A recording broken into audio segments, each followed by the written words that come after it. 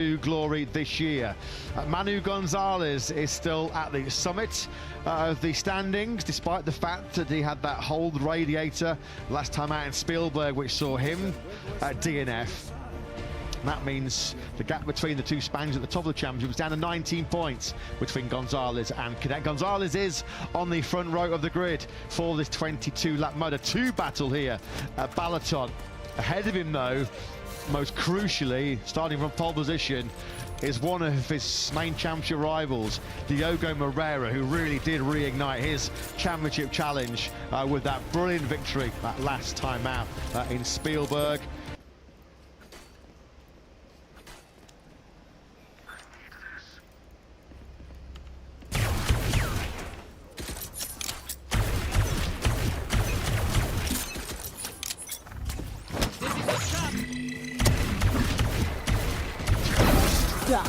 Oh, nice. I'll find you. Reloading. Reloading.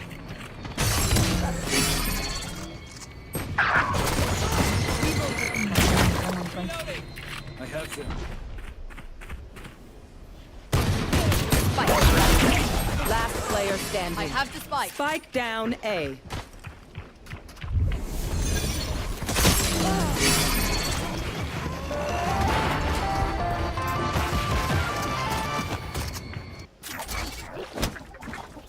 Chamber, don't listen to her. You look great.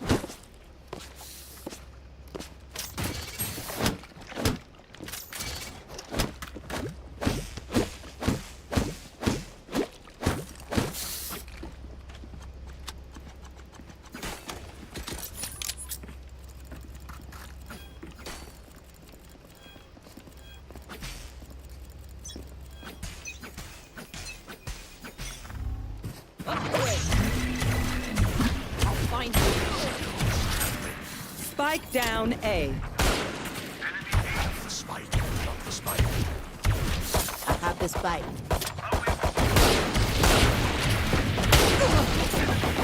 Reloading.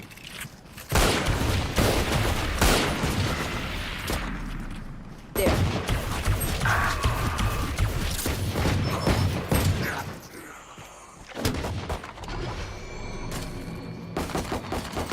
Try again. Gun here.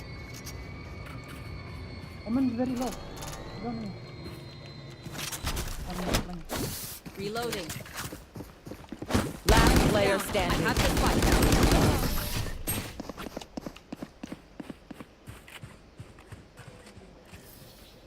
Vibe check, you feeling good? Hope so, hope so.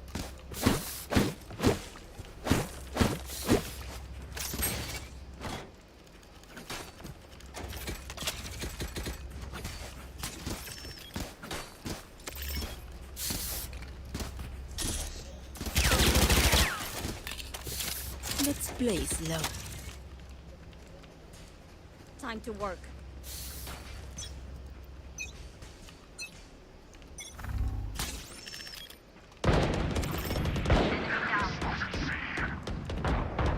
Enemy A.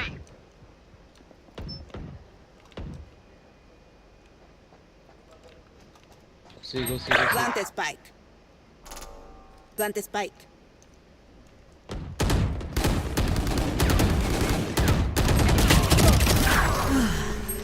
Spike down C.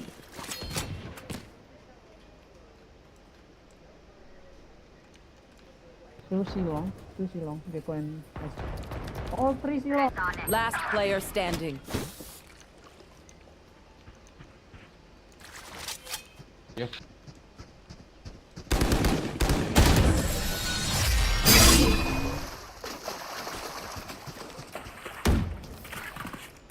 Alright, homies, chill. We'll go again. Damn, you love being here. Way too much.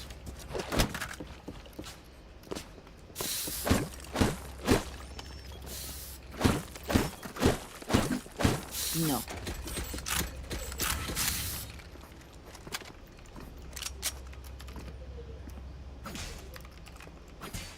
Okay, start fresh.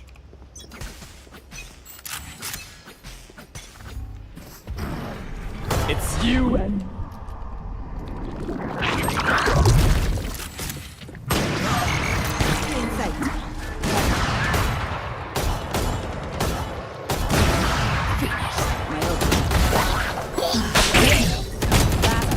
standing.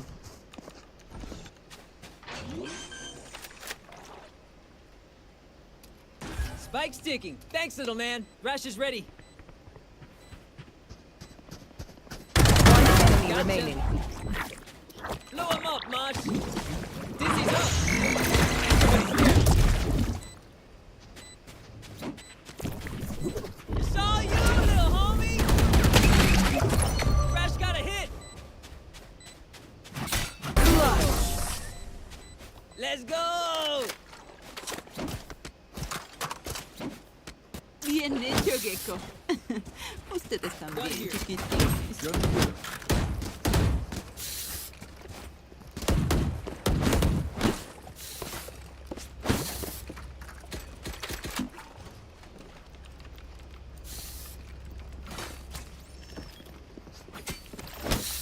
There. Con cuidado, Gecko. No, I will flash, I will flash. Does anyone Yes. have funds? Merci.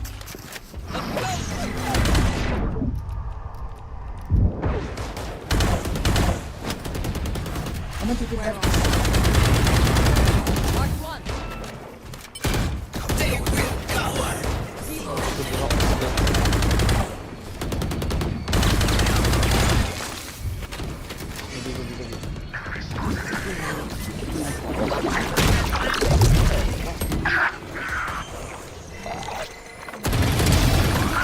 Spike landing. Out. Last player standing.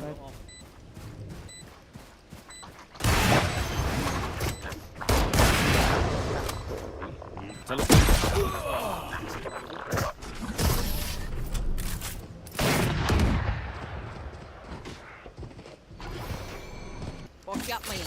Keep fighting. Rest is over. They are so dead.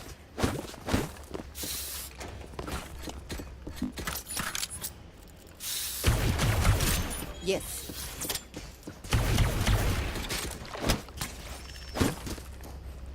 Reloading.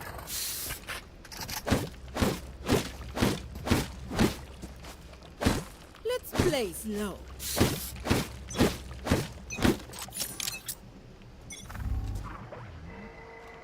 Gecko sih.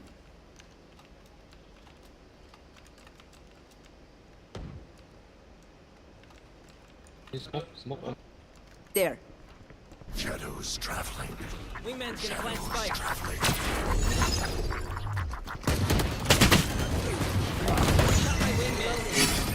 Spike down B. Mark four. Reloading. Where are you?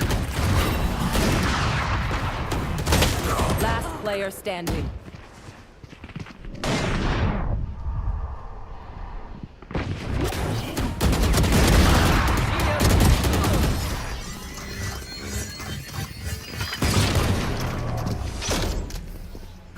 Deep breaths, everyone.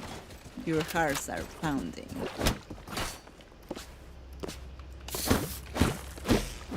Yes.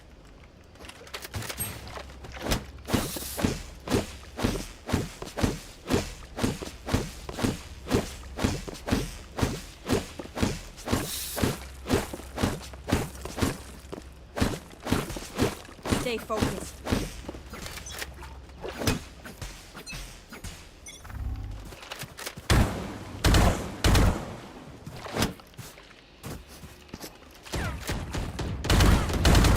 Reload. I have the spike.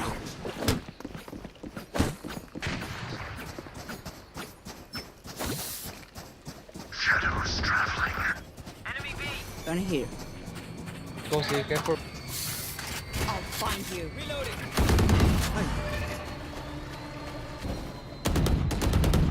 One enemy remaining.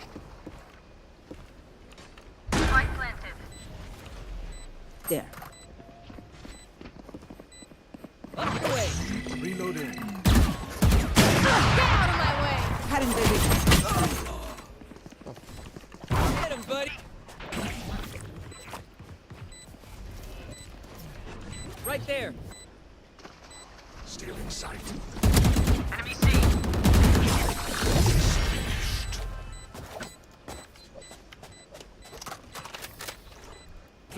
Mistake my smile. I take this all very. I can buy for you. My treat. Need a drop. Thank you. My ult's not ready. Does anyone There. have funds? Merci. Give me spike, give me spike. Yes. Let's see how it goes.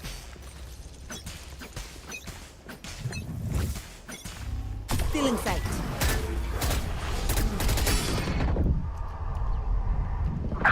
One close.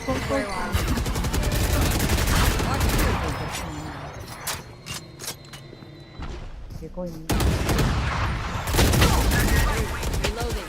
One enemy remaining. What? Long.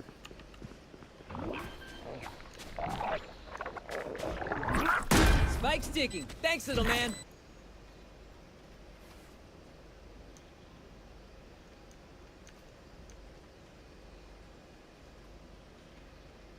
Teleport's ready.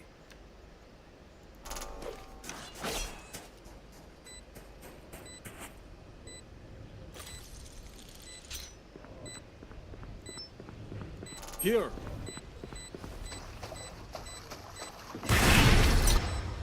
Enemy C.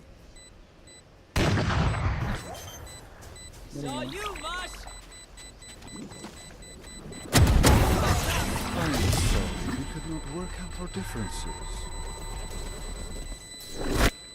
I'll make them remember. They're only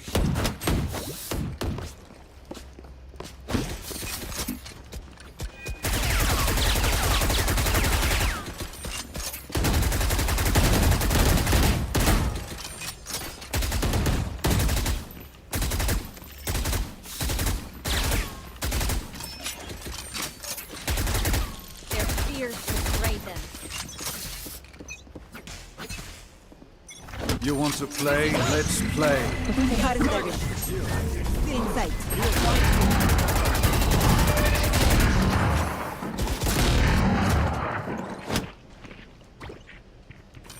Open the door, bro. Saw you, little homie.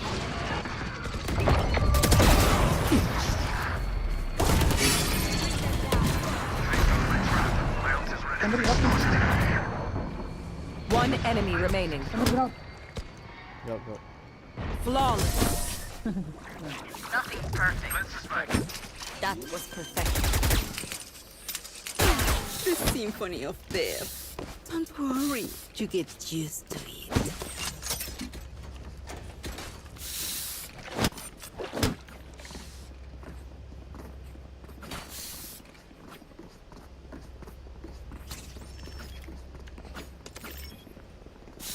Yes. They Yes. are mine. Here. There.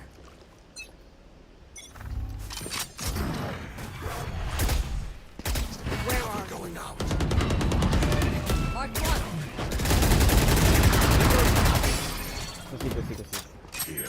Ellie. Current division.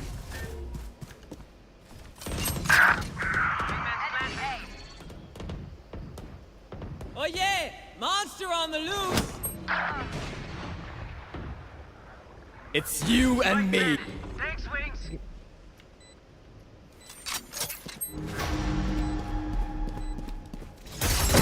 There. Current division.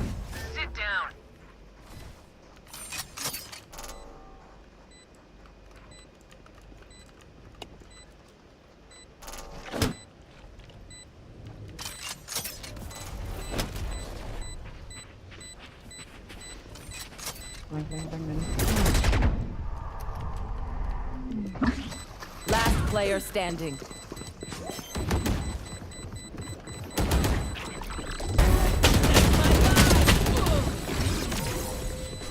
Clutch.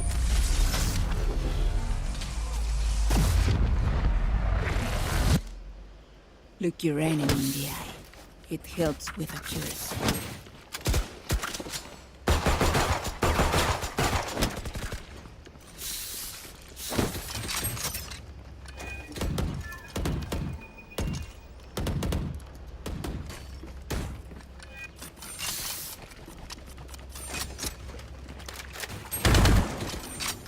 Practice here.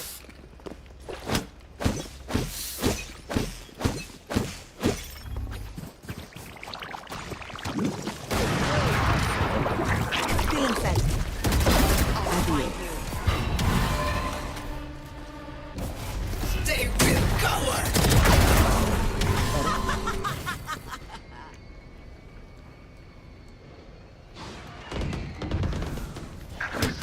One enemy remaining. Flawless.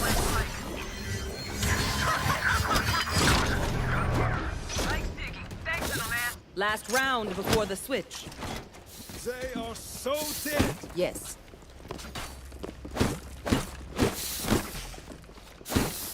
I'm saving.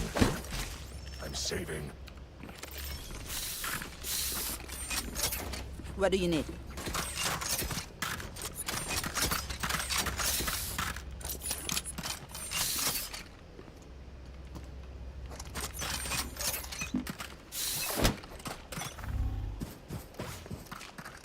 Cover going out. Where are you? Marked one. Inside. Cutting their vision.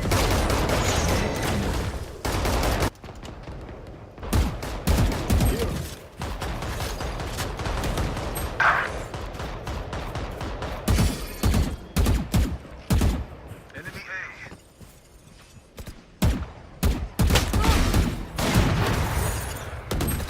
Revive me. Last player standing.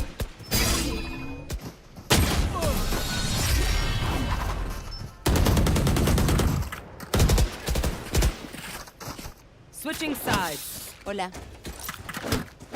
Wait until I blind them to strike. Nope. There. And Moreira's laughing after that big scary having that fresh tire on the opening lap. Into the chicane. Right there. Need a drop.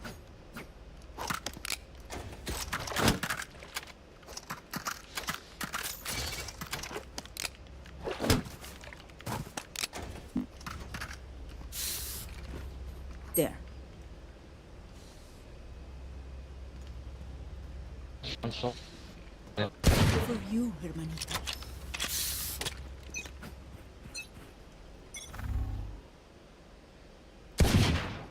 Pepsi long.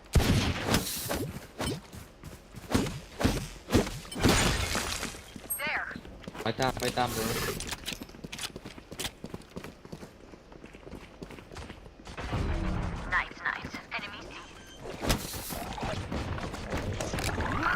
Spike planted.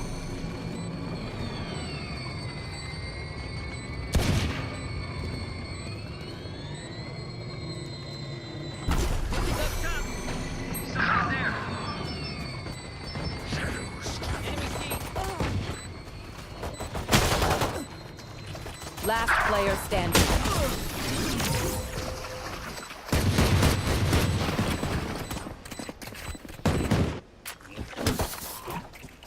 Hola. He says they're full of tickle.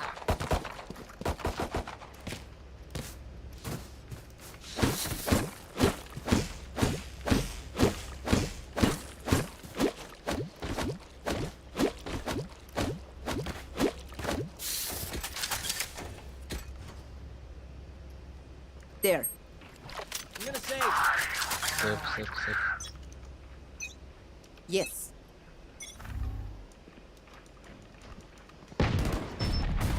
Enemies are A.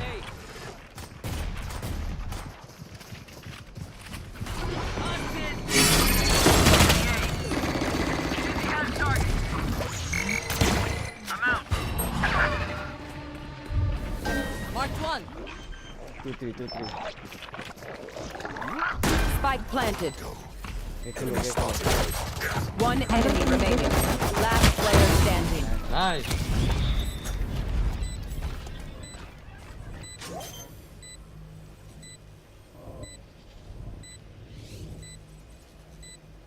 Team Ace. Now this pleases me. These new friends of ours are not too friendly.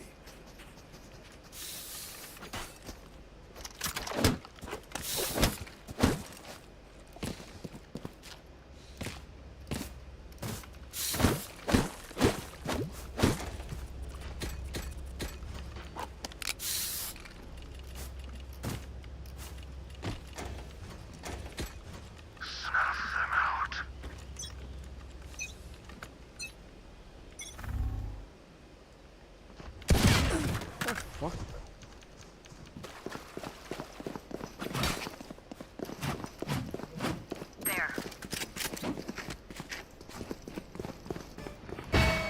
Together. Marked one. Spike planted. Dizzy's up. Someone's there. I'll take it. Two more side. Enemy A. Stealing sight. Blow him up, man. One behind. Not sure. Excuse me, I'm working.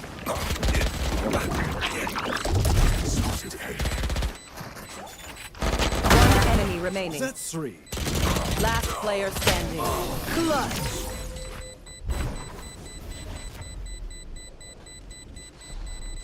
I feel the strain. Block it out, Omen.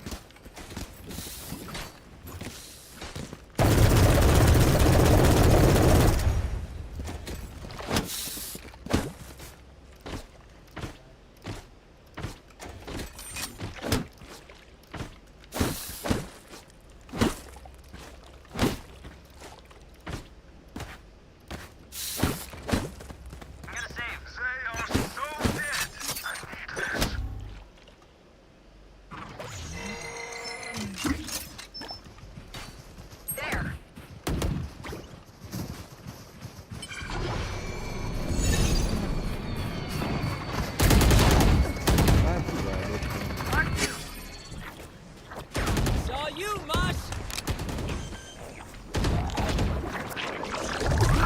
Spike planted. Run, little man.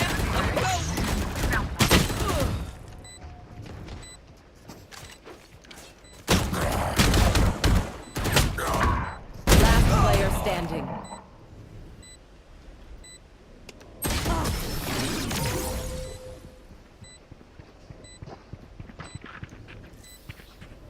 My burden never ends.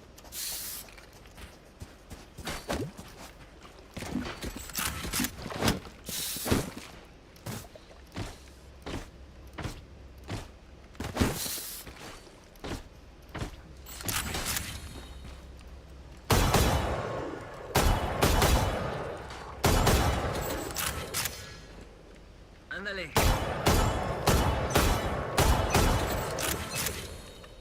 You want to play? Let's play.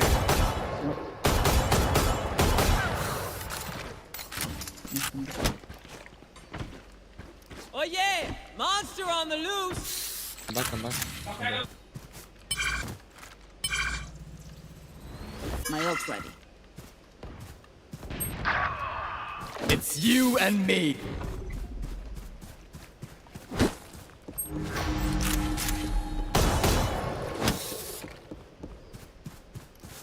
Spike planted.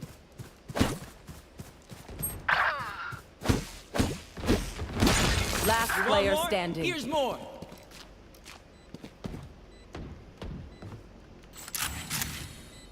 Gun here.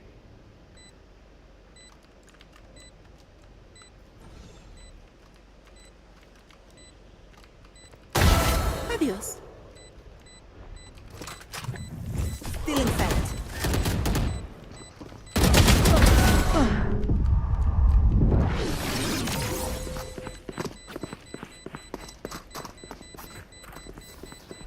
Hey, little man, pump us up. Let's hear it. Yes.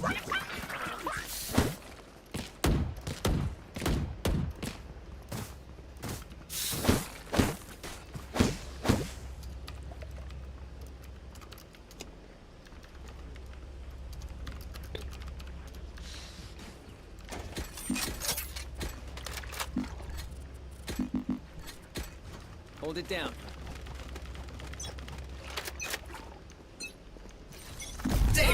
I'll find you. Goodbye. My ult is ready. Last player standing.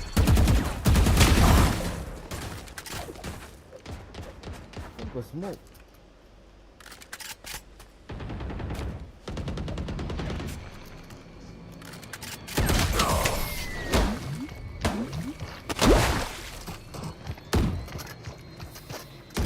let's reset. Deep breaths and all that. Yes.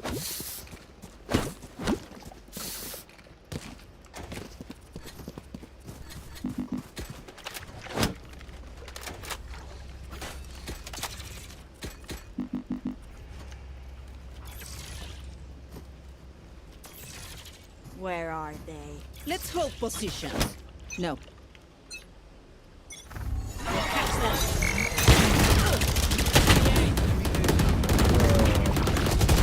Spike down A. Get him, wingman. Up and away. You lose.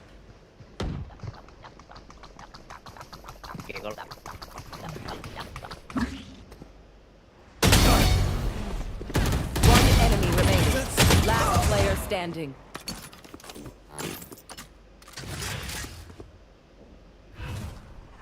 Cover going out.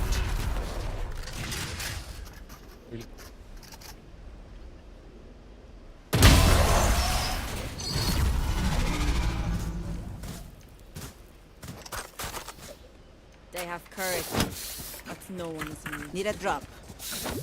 Thank you.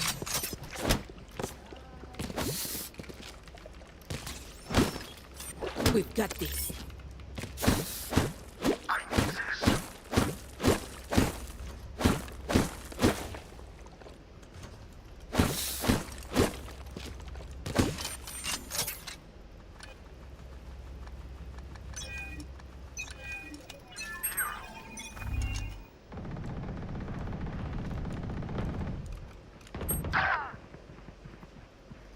It's you and me.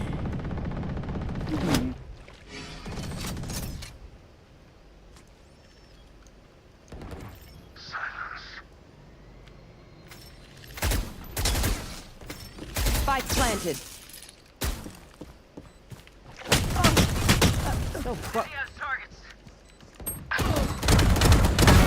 Pardon, monsieur.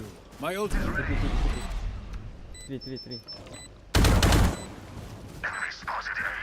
Last player standing. Kau pisau buat apa? Match point. They think they know pain.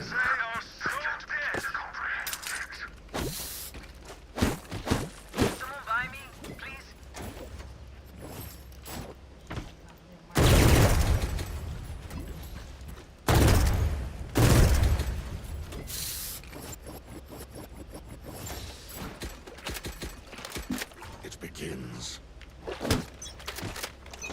Here.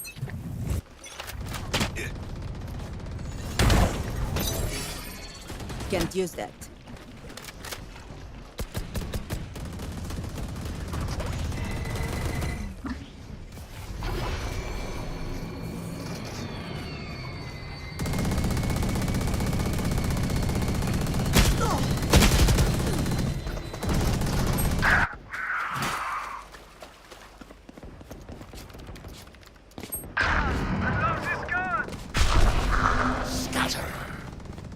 Spike planted.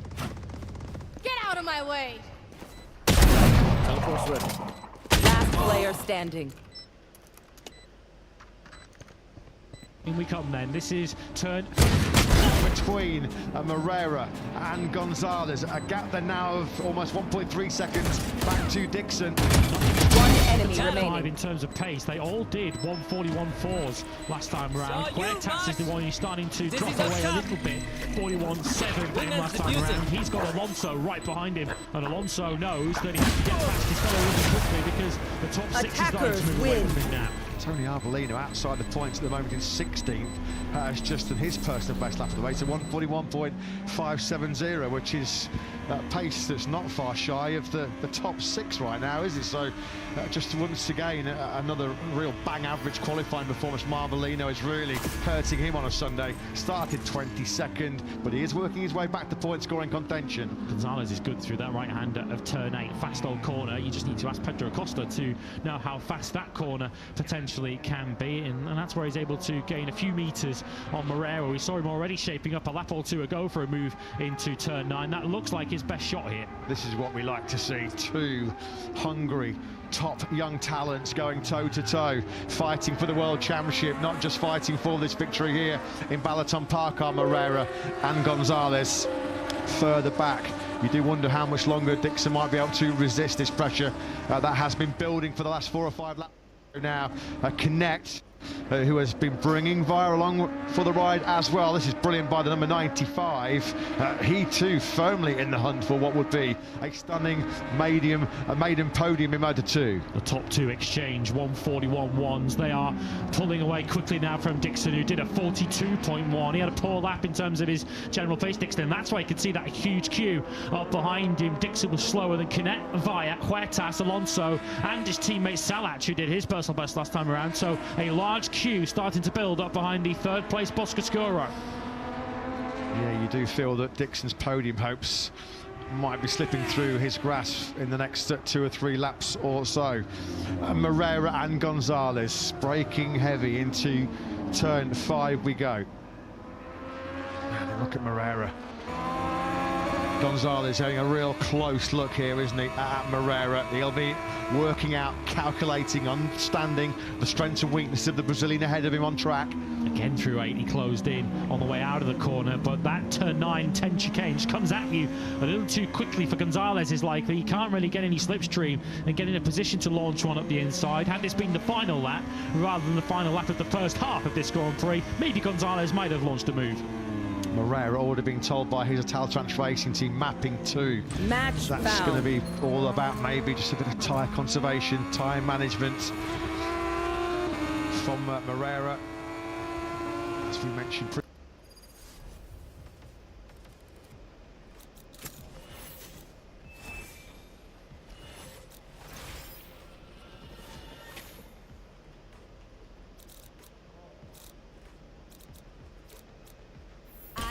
Pre-race, it looks like he's certain to be part of the MotoGP fold next year with LCR Honda.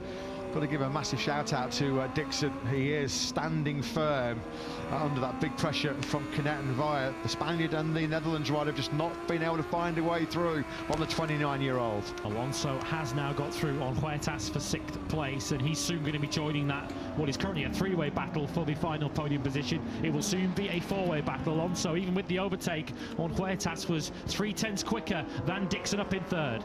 Munoz has completed his long lap penalty further back. More data and information being fed to Diogo Moreira.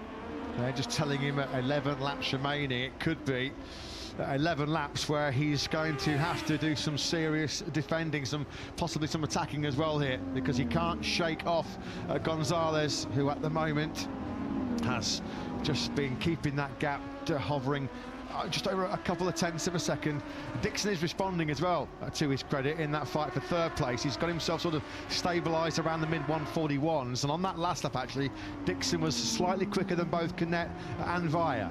Well, it's a rider here who's leading the Grand Prix, who looks set to go to MotoGP next season with LCR, and a rider right behind him who feels he ought to be going to MotoGP next season, but looks like he might just miss out in the form of Manu Gonzalez. And Gonzalez said about Moreira after he won in Austria, he said his pace wasn't particularly impressive, even though he won the Grand Prix. Let's see how impressive his pace can be today. I'll tell you who's got some serious pace. Alonso Lopez has bit the dust, unfortunately.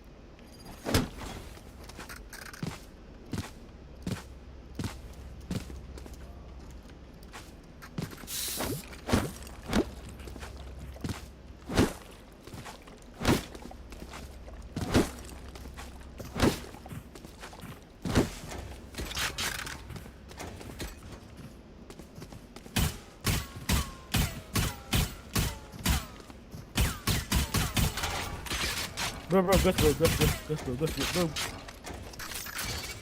Can someone get this? Thank you. Close.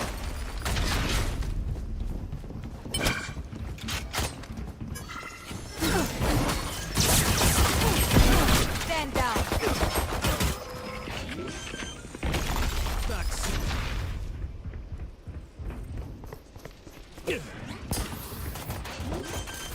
Idiot.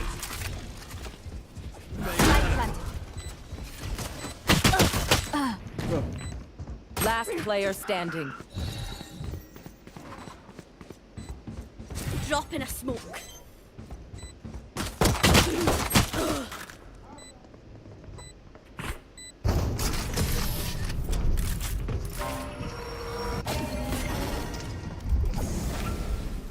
Don't stop fighting. You must keep going. Sage, can I get your sheriff? Can someone get this? Thank you. I'm sorry. Go, go, go, go.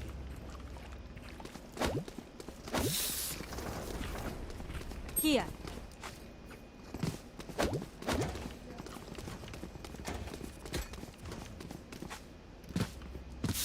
Bridge, work up, bridge. What happened to you all, huh?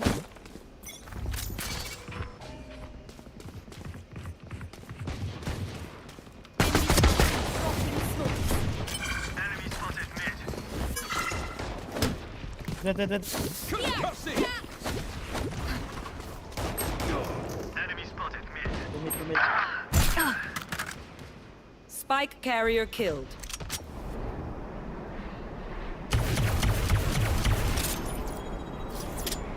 Last player standing.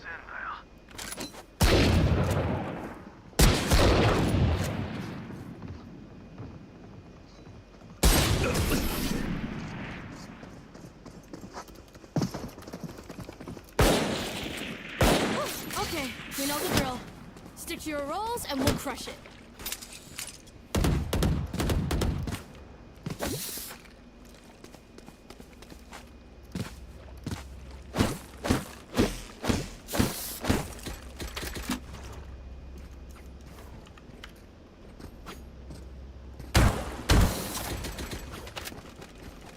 I don't quit.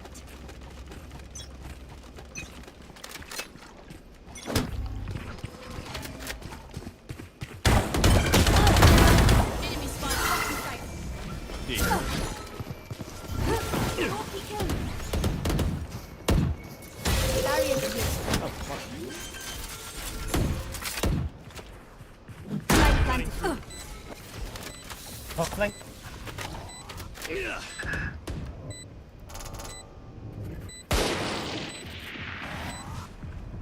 No peeking. Nailed him.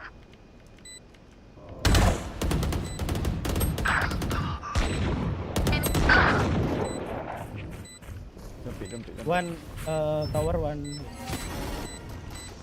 front of you. One enemy remaining. My ultimate is ready. Flash out!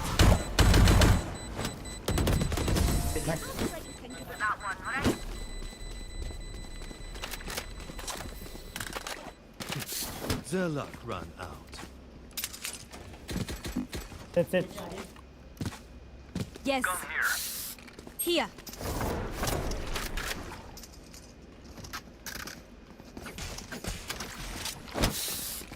My ultimate is ready. Okay, I will rush. Because your ultimate is ready, right? We rush. Yes.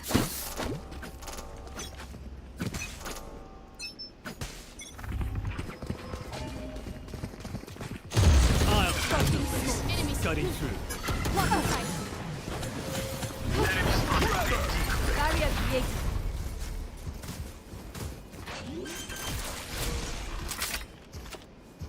Light planted. Sorry bro, sorry. Really sorry. My bad.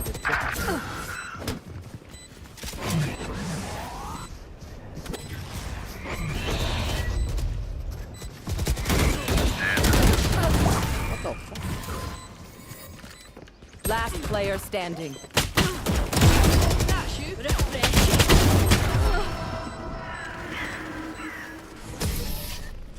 Yeah, I'm so sorry. I don't know for this. That time. Sorry. Only brought enough for me.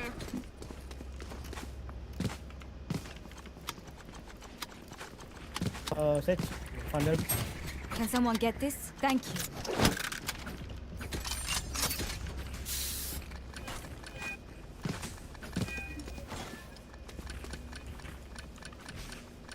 Stop. My ultimate is ready. He stops us. My ultimate is ready. Reloading.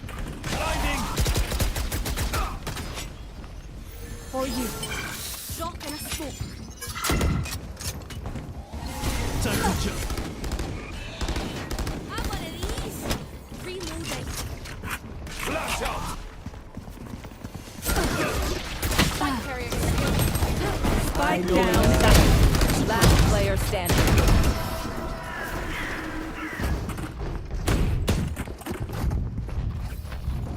You get a pick, move in. Got it? Sheriff lah, Sheriff. Can someone get this?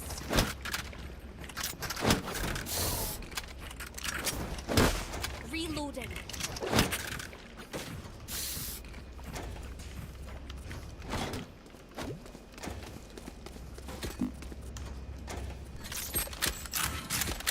I don't have all day. Yes.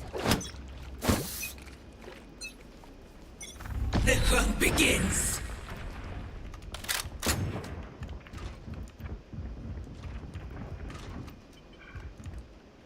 Off your feet! Yes.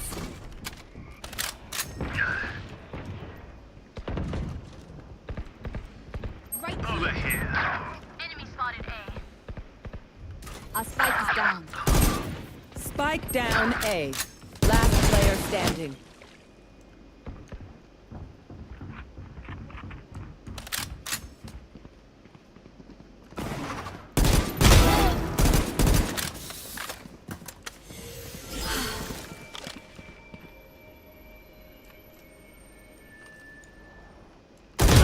You fought well.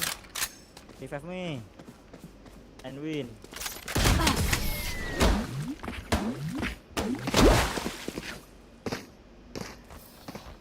They think they're better than us. I can help. Can someone get this? I need a drop. Thanks. Can someone get this?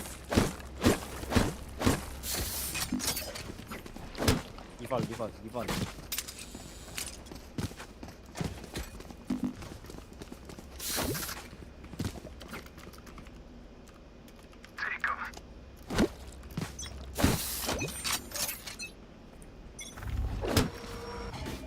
Play for pick. Yo, go here. Decoy. Dropping smoke. 5 maybe? Your duty is not over. No charges left. Already. Lock sight.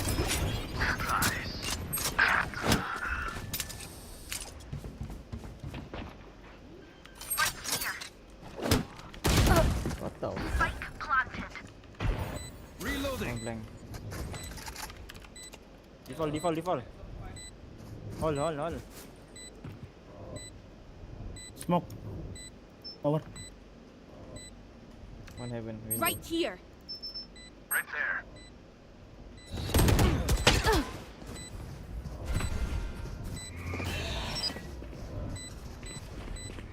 Last player standing. Sorry, not sorry. Refreshing.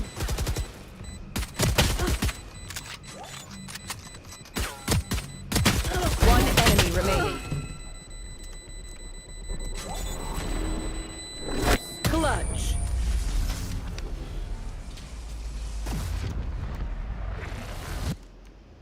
Don't be spending too many brain cells figuring them out. Overthinking is just as bad as underthinking.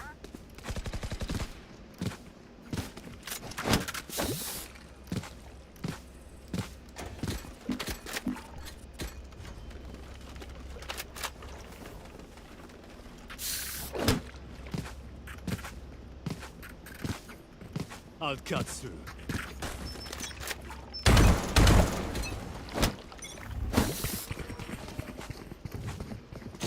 I'll handle this. Decoy. No peeking. Here. Enemy spotted. B. Give me those back.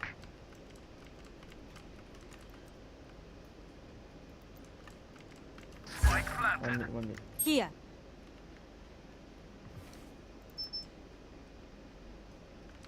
Here. Down you go. Enemy spotted B. Don't get up. One enemy remaining. Flank. Right there. Tragically.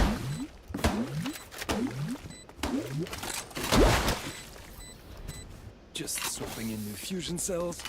Okay, my arms are good. We can go. I need a drop. Thanks. Here. Here.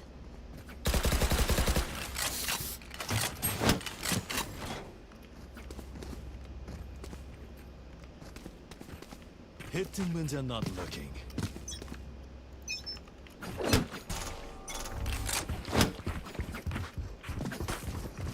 Time to jump.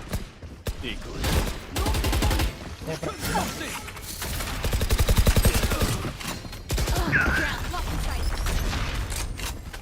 Cutting through.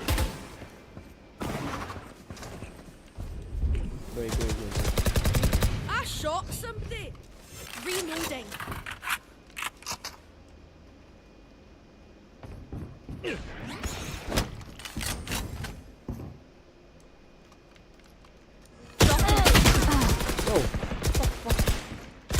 No charges left.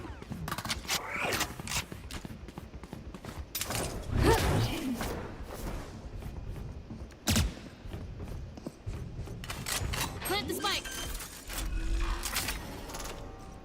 Spike planted.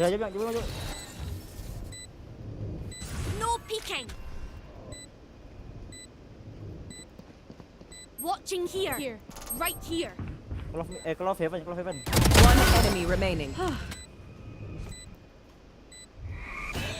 Last player standing. Like never. Last one down.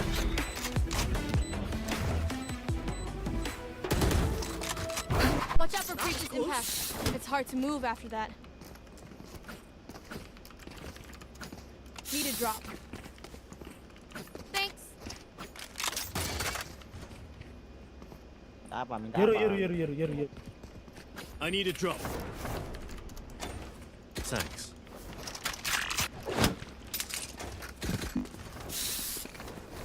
Stay safe. Let's play slow. Close. The hunt begins. Dropping smokes. Let's go! Decoy.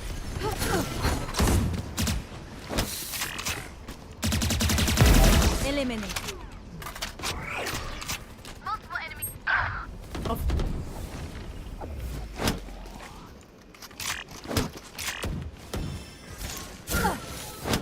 Blind. One flank. Get together. Spike planted. Wall raised.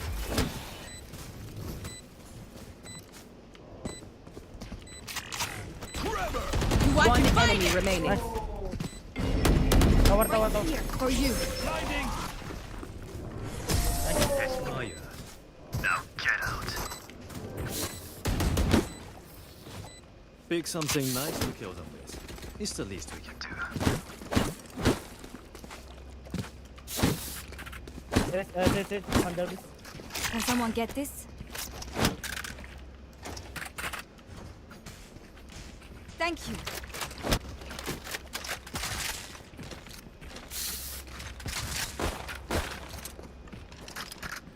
I'm afraid this might get dark. Hello. Get out of my way! Lock inside.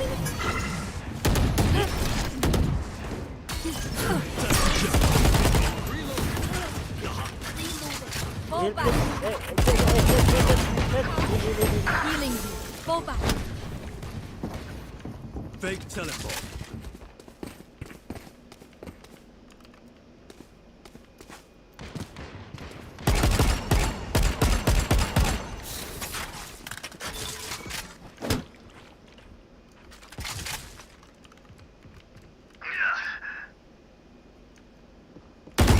All right.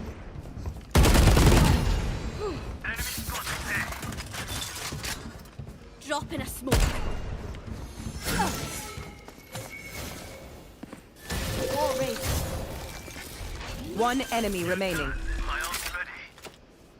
Spike planted. My ultimate is ready. Healing you.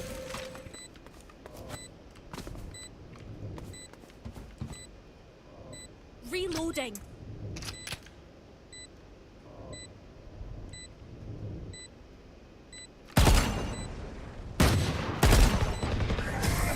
Biggest mistake was that you pissed me off. Last round in the I'm half. sorry. We cannot keep our goods after this. Then on. Bro. Weapon here. Operator bro. Weapon Operator bro. here. Can someone Operator. get this? Thank you. Need a drop. Thanks. Done here.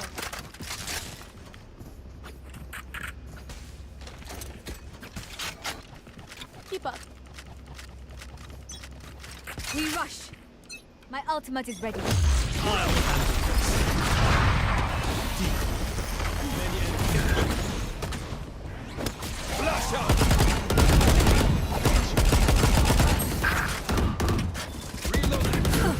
Refreshing.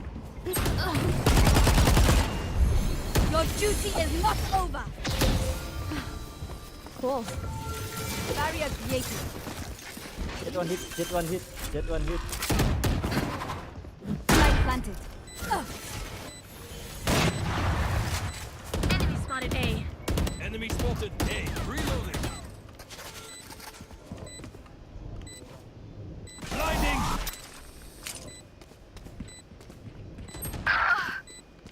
Right there. Right there.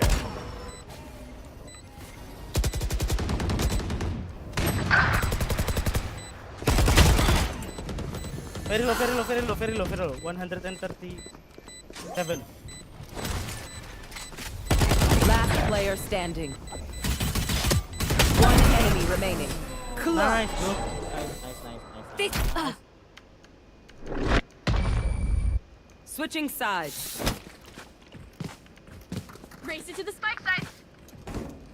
Set. Ghost. Can someone get this? Thank you. No charges left. Let's push out. Let's push out.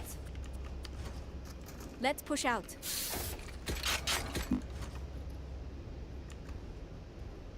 Let's push out. Here. Yes.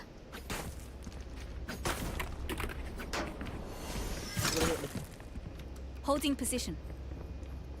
Time to jump. Try not to die. Yes.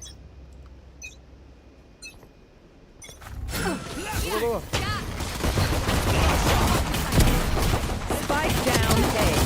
One enemy remaining. Flawless. For you. I could have left my arms Nice, at bro. home. If you must fall, then fall near me.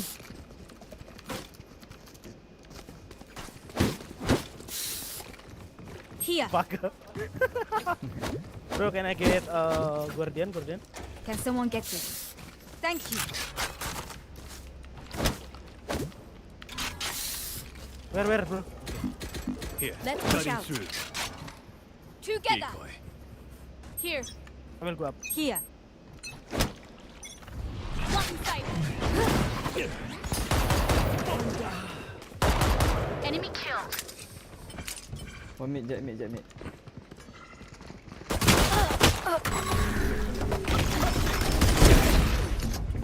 One enemy remaining. Nice, bro. Nice. You know, I could just outlive you. Yes. Nah, bullets are quicker.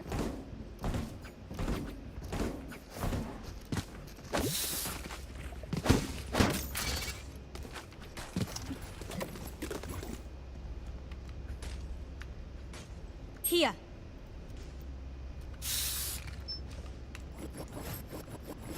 We go.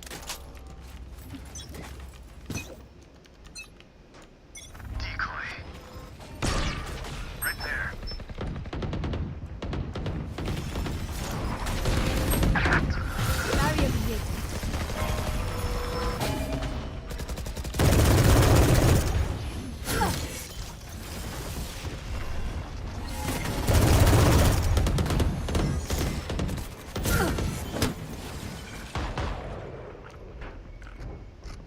Careful mid, please. Careful mid.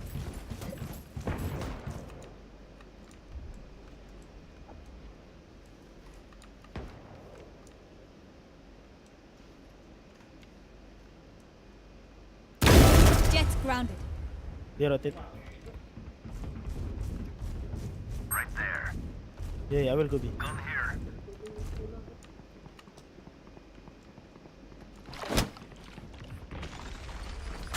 Bridge here, bridge here, bridge here. Remove.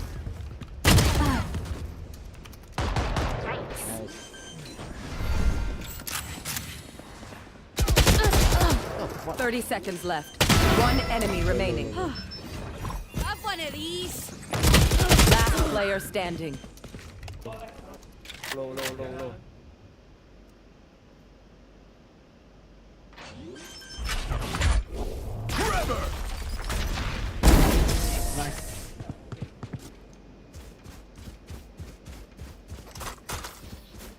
Come in. Can someone Let's get go. this? We got things to do. Thank you.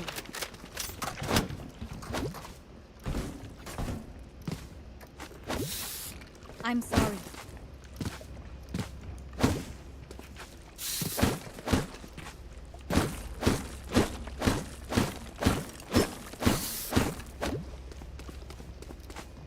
Cutting through.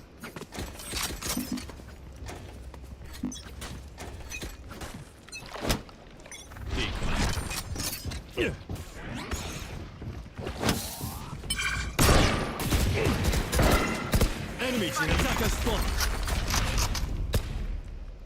Wall raised. My Potter broke. Oh, sorry. I'm sorry.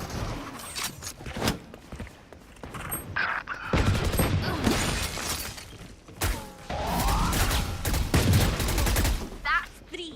One more A.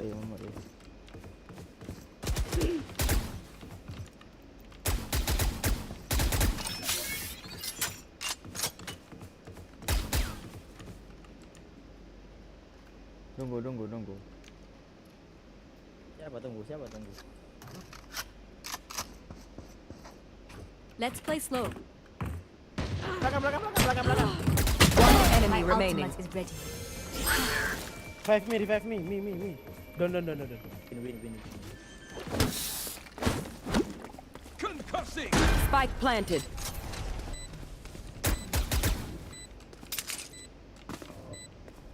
Enemy spotted A.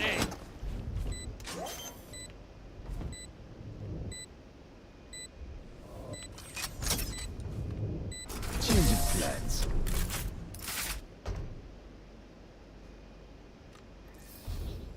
Just let them try to catch me.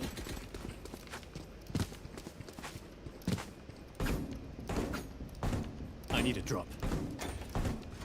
No.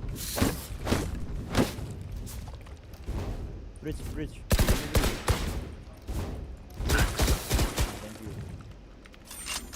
Thank you. Sit. Here. Yes. I'm here to stay.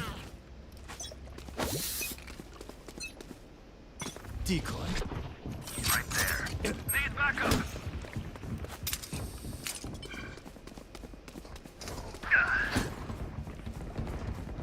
Enemy spotted. B. Nice try. Enemy spotted. B. No. Right there.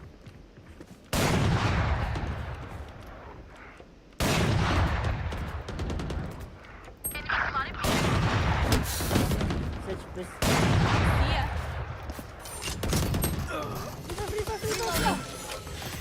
Your duty is not over. The hunt begins. Dead. I'll handle this. Spike planted. I know exactly where you are.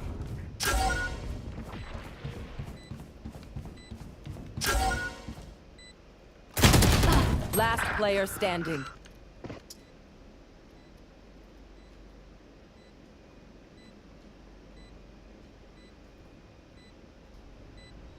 I can't use that.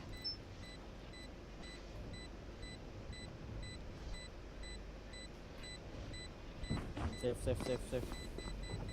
Safe op.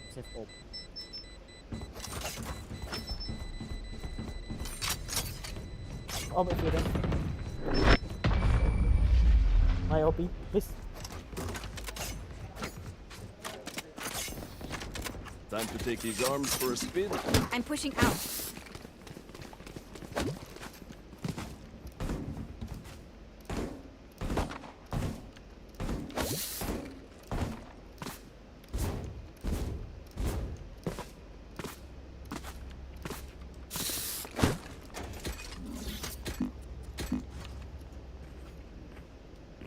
Let's fly. I'll return.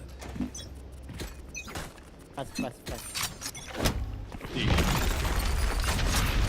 Flash, flash.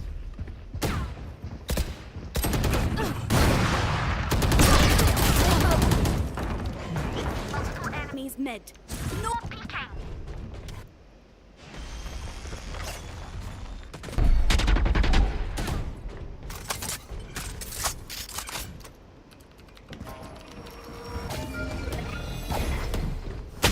Last player standing. No bro, he's no bro. Man, Spike No planted. peeking. I can't use that.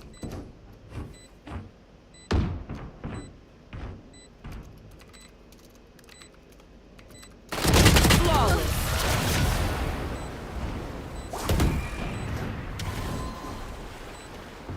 Once more is ready. I'm not tired. Are you?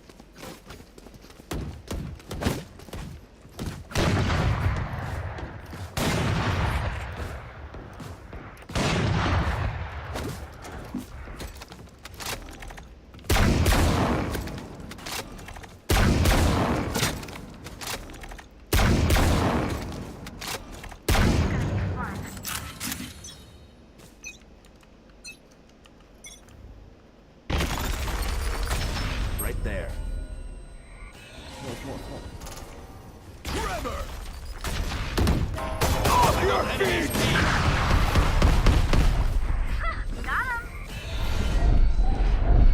Blinding! Like I never. Spike down B. One enemy remaining. There you are. Shit.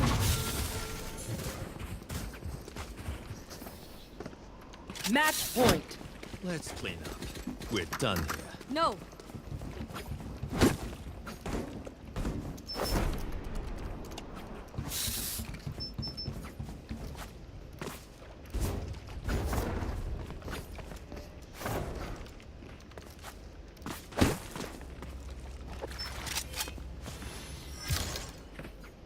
Fight! Here. don't. Time to jump. Don't instant, don't. Decoy.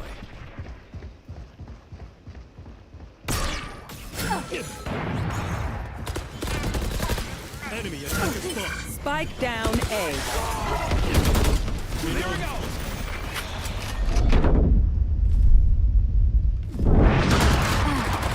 Reload. Go. Anyone else? One enemy remaining. Right there. Last player standing. Get out of my way.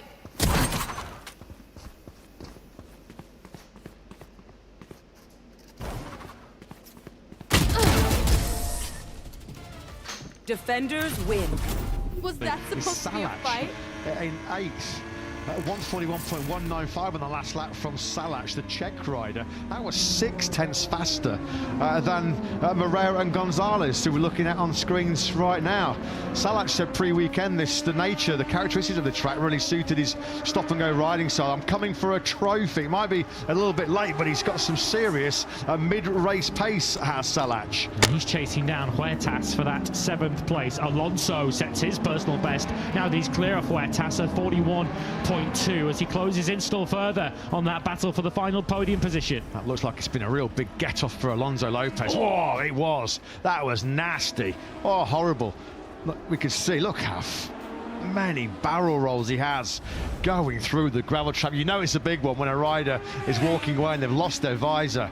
Poor washing machine crash that, wasn't it, for poor Alonso Lopez. It's not been a happy couple of corners, that. Celestino Vietti went down the corner before at turn 7 earlier on in the weekend, and his teammates now gone down in that same pair of right-handers. So Moreira's lead then is next to nothing. It's a gap of 2.2 seconds back to Dixon. You can just see in the back of the picture with Canet Vaya and Alonso now right behind him. Huertas and Salach will soon be battling each other for 7th place, and Sasaki is still holding Holgado and Ortola back for 9th place in this race, which would match his career best from Sachsenring a couple of races ago. Dixon's doing an awesome job in 3rd place because he has known that Canet and Vaya have been right on his rear tyre for so many laps. Now then, when will Gonzalez feel that it's the perfect moment He's been behind Moreira now, glued to the Brazilian's rear tyre for so long. He goes side by side once again. This is just now you feel the timing as far as Gonzalez is concerned. Does he feel like he's just happy at the moment at this stage to sit behind Moreira and then just keeping some life in those Pirelli tyres for a late attack? Via's taking Canet. You just saw it left-hand side of the screens. Via up into 4th place now, ahead of Aaron Canet. So he's now the rider, immediately behind Jake Dixon. Alonso's now putting on some further punishment for Canet, who's going backwards here. What's going on here with Canet? He's getting really pushed and barged around. He gives some back to Alonso as they go through the tight second corner. Has there been a mistake somewhere late on for Canet? We're about to find out. Look at the top of your picture. Via coming on through. Yeah, Canet tried to hang on to it, didn't he? He was better off just conceding that one. Yeah, Canet trying to lean on Via when clearly Via had seized the initiative. He had the inside line. So, yeah, Canet's sort of a self-inflicted wound there, really, because he briefly let Alonso come through as well, didn't he? Yeah, Alonso's back ahead of him. Look, left-hand side of your screens. We're riding on board with Canet there on the timing tower left-hand side. You can see the Aspar bike up ahead of us. So Canet now down to 6th place. And as it stands, he's losing 10 points to Manu Gonzalez, but he could lose 15 yet. Yeah, Dixon at the moment, we should emphasise, does have Via relatively under control. They both just set identical laps on lap 13, 1:41.4s, which is just giving Dixon that sort of half a second breather. Via would have lost a little bit of time maybe as well with the move on Canet. But fascinating, intriguing, isn't it, this battle between Moreira and Gonzalez. There's not been a change in the lead for a good few laps now. You're just trying to wonder, when will Gonzalez feel that it's the stage of the race where it's time to send it? Which part of the track does he feel he's faster? Of course, you've got to make sure the move's clean. Yeah, Dixon, well, he's talked about what an awesome ride he was having, and he's just fired in at 1:41.369, half a second quicker than Moreira, 6/10 faster than Gonzalez.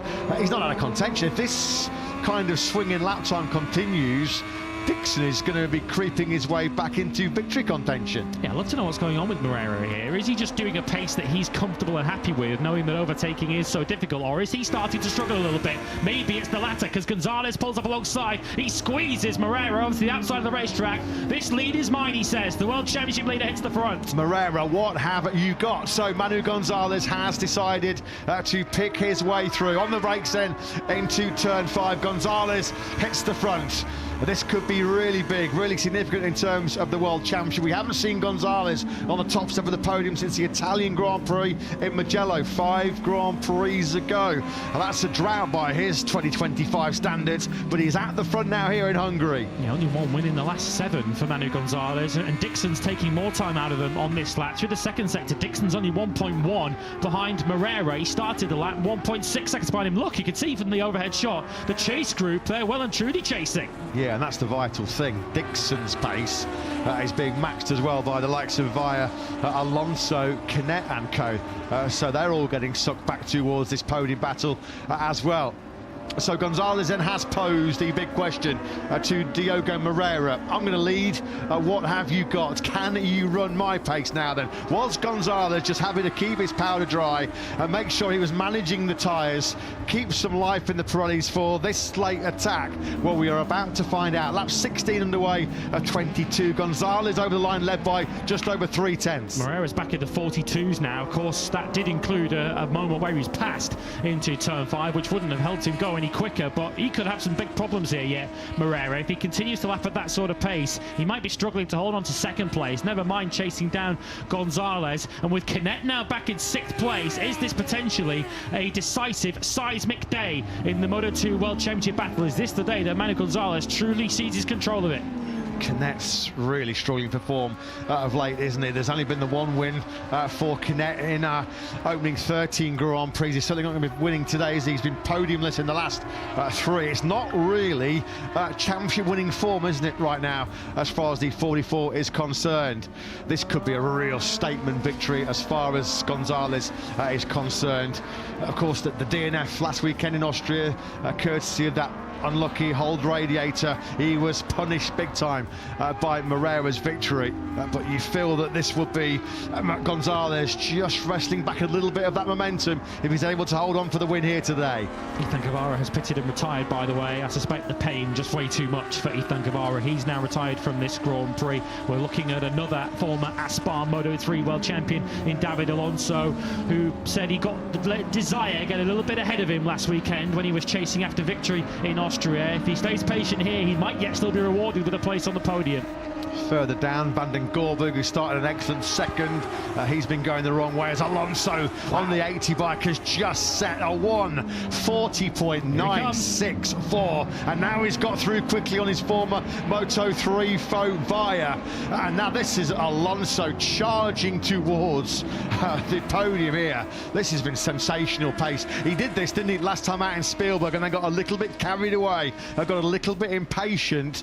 I'm sure that's going to be at the back of his mind right now as he now really tries to hunt down Dixon. Fair play to Moreira, because until Alonso went over the line, Moreira had responded with the fastest lap of the Grand Prix. He'd suddenly pumped in a 1:41.137. We've already described him this year as quite tenacious in Moto2. He never knows when he's beaten, and he ain't beaten yet. That is some lap, isn't it, by Alonso? 1:40.964. Of course, he's pretty close with Jake Dixon. They were allies previously for Aspar in Moto2 and Moto3. They've got a real tight relationship. Oh, Moreira. He's just making sure, well, Gonzalez will hear that bright blue Italtrans racing machine behind him at the moment. There's no room for error right now as far as Gonzalez is concerned. He's certainly getting no respite from Moreira.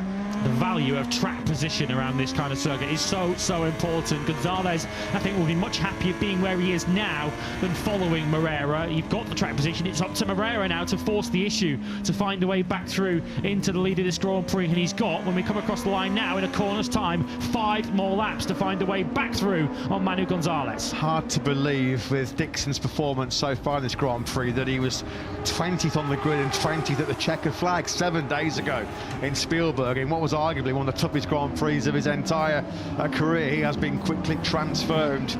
Just shows, he said pre-weekend, it's just time to turn the page, forget about Austria. This is a clean slate, blank canvas, let's just try and move on, and he certainly has done. On board then with Gonzalez as he powers now through the left-hander of turn 4. Just one of 2 shorts right now as he's out of the seat big time. That was a massive moment, wasn't it, for Manu Gonzalez? He's going to just about hold on to the lead, is he, as they break now hard on the front end into turn 5. Well, how hard is he stressing that rear tyre? That's how hard. He is so super cool normally, but that will have caught his attention. He's now got some problems because Moreira's got to run at him through 7 and 8. He's got to have a big opportunity now into turn 9. Does Moreira see this as the big opportunity? Does he see this as the moment that he has to attack Gonzalez while he's vulnerable? Yeah, do Dixon, Alonso and Via also see this as their opportunity to get themselves back into victory contention? I think Moreira had no chance. Look at that moment there for Gonzalez on the exit of 4. He was on the curbs, he was out the seat. It was like a bucking bronco, wasn't it, underneath the Spaniard? I just wondered whether Moreira wasn't able to attack, keep the momentum down on the brakes in the turn 5, because he had to just chop the throttle himself as Gonzalez was out of shape ahead of him. And Gonzalez was able to protect the inside line too. So once again, from a long way back, he made this corner. This opportunity to tell Manu Gonzalez that it's the number 80, not the number 10 that's right behind you. He's all in. This is win it or bin it for Alonso. He nearly binned it, unfortunately, at turn 1 at the start of this lap. Is he going to win it? This has been nothing short of sensational by the rookie in just his 14th start in Moto2. Yeah. Wow, just wow. The team are telling him, look, the opponent you need to be worrying about is not Diogo Moreira any longer. It's David Alonso. And Gonzalez were reading that in his dashboard and saying, what? He's doing 1:41.1s on the penultimate lap? Yeah, just like Marc Marquez and Aldeguer in MotoGP in Spielberg last weekend. Marc was caught by surprise when he realised there was an outsider posing some big threat. Alonso, I don't think anybody really thought, having started this Grand Prix down in 8th place, he was outside the top 10 early on, he was going to be figuring in this battle. We've Wow. seen already, haven't we? The place where Alonso attacks is into turn 1. He passed Canet there, he passed Moreira there, lining and he this is up. right on the rear tyre of Manu Gonzalez. One more lap for the championship leader to hang on. Last lap underway, and it's a massive lap in terms of the championship. Alonso is going to be close enough to make his signature move on the brakes into the first corner. Well, he's trying once again. He almost tucks the front going down into turn 1. Through 2 we go. He's trying to get on the inside now of Gonzalez, and no way through there. He's getting inventive. He's trying to get creative here, isn't he, Alonso? Sasaki has crashed out late on here in Hungary, but it's Gonzalez, it's Alonso, it's Moreira in for the win here in Balaton. Moreira will be hoping that Alonso does make a move, because it might well help him in the latter stages of this Grand Prix. For so long in Moto3, David Alonso was the master of final lap combat. Can he prove that again to take his first Moto2 victory? How on earth is he getting anything out of that Pirelli front tyre right now? He has used and abused it to its absolute maximum. If Moreira's going to win this Hungarian Grand Prix, here comes Alonso. He's going to hit the front for the first time on this last lap. He's getting super tight through those chicanes. Gonzalez is going to drop back down to 3rd place. He got it all wrong going into 9 and 10. Pushed a little bit offline by Alonso's move. And David Alonso, once again, is going to potentially be the Alonso in Moto2 for the first time, as he now leads into 12 and 13. This kid is off the scale good. He is closing in on a maiden Moto2 victory at a circuit that is one of the toughest on the calendar for overtaking. He was 11th on the first lap. He's about to end the Grand Prix as a Moto2 winner. Gonzalez is gone. Oh, he's not going to win. Alonso's made a massive mistake though, going into the final chicane. 1 corner left. Was he on the green? Potentially going through that final chicane. Look at this, now they go 3 abreast. Oh, this contact between Gonzalez and Moreira, and out of all of it, it is David Alonso who wins a heart-stopping Moto2 race here in Balaton Park. Unbelievable. I think he'll be fine, by the way, if they're going on the green on the final lap, because he clearly lost time. He nearly lost the lot, but David Alonso has truly arrived in Moto2, the record breaker in Moto3 over the last couple of seasons. He is now an intermediate class winner. Alonso goes ballistic in Balaton. That was amazing. First Colombian to win a Moto2 race. How on earth did he do that? Brilliant moves on Dixon late on at the first corner to get 3rd. A lovely move to get 2nd from Moreira. And then he was super aggressive on the last lap. One of the best last laps you will ever see in Moto2. Look at this. Into the turn 9 and 10 chicane we go.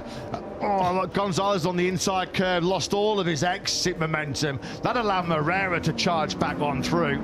Yeah, and then of course 3 corners further round, Alonso then goes in hot into the final chicane. So this is out of turn 11. Alonso gets safely through 12, 13 and 14, then he nearly blew it into 15 and 16, which then put Moreira and Gonzalez all over him. They were 3 wide coming out of the final corner, and then Gonzalez had to shut off, otherwise Moreira was going to put him into the pit wall. This was the moment where it nearly all fell through Alonso's grasp again. Into turn 15 we go, and he's sailing way wide, just keeps it inside the curve. If he shortcutted that, he would have lost it all. Moreira had to shut off. Gonzalez was on top of the pair of them, and somehow, with 0.3 of a second covering the top 3, as Moreira and Gonzalez made contact across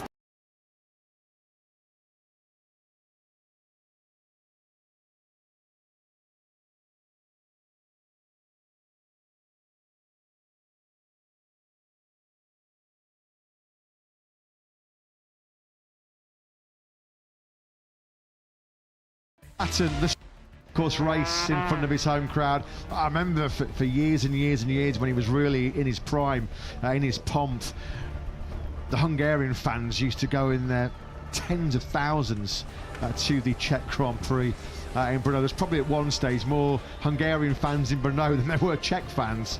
Such was the popularity of Gabor Talmashi. A special moment for him as he gets to do the parade lap here. A special Saturday, as we mentioned, for VR46 Racing. Fabio De Gianantonio 2nd, Frankie Morbidelli 3rd. A good day for those 2 Italians.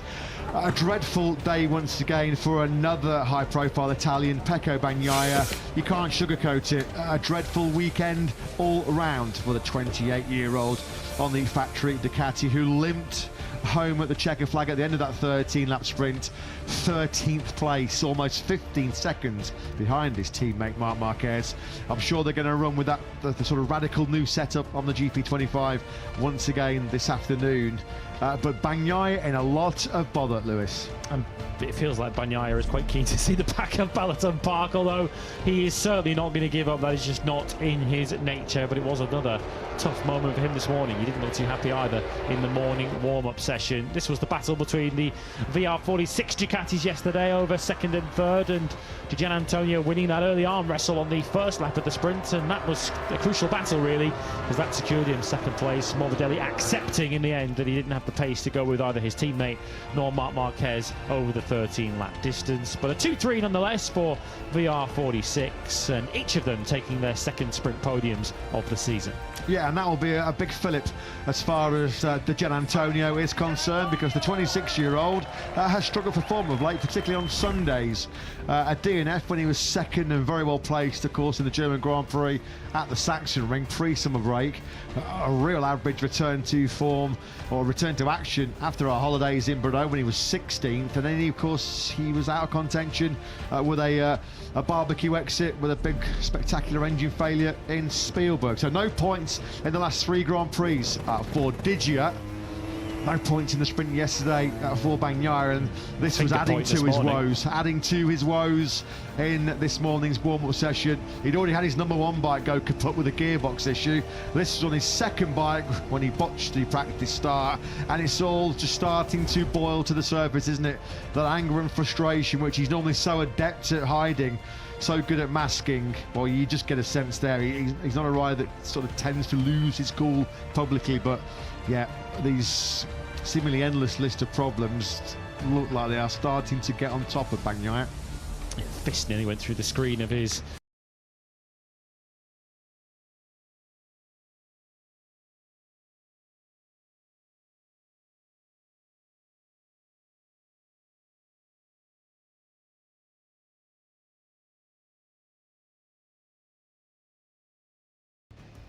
pre-sprint. Well, he's broken records and set milestones galore, hasn't he, in his Grand Prix career. There's another one, the first rider ever to win 6 successive MotoGP races for 2 different manufacturers. Of course, he was the talisman for HRC for so many years, and now he is the undisputed A-list star inside the factory Ducati garage. There was an excellent sprint yesterday for our reigning world champion Jorge Martin, who it seems week by week, day by day, session by session is really coming to terms with that factory at Aprilia. He excelled in that 13-lap sprint yesterday, did the Martinator, starting from a worst ever grid position in MotoGP down in 17th place, but he fought his way through to 9th. It was a battle that he had with Pedro Acosta, which saw Acosta sort of get too impatient, and he crashed out of contention. So a first sprint point of the season as far as Martin is concerned. Work to do today, they're coming from 17. I think another top 10, a double top 10 will represent more than a weekend's solid work here for the Spaniard. Well, if he's looking for some good news, he's already had some, because he's been promoted to 16th on the grid today with Jack Miller's 3-place grid penalty. 2 riders dropping 3 places on the grid from where they started the sprint yesterday. They are Jack Miller, as mentioned, back to 17th, and Alex Marquez, second in the World Championship, of course, who qualified down in 11th, picked up a 3-place grid penalty in the same instant when both Alex Marquez and Jack Miller got in the way of Pecco Bagnaia. Of course, we also have Enea Bastianini and Fabio Quartararo with 2 and 1 long lap penalties respectively to serve from the second row. Yeah, penalties galore so far this weekend. Fabio Quartararo for his first offence.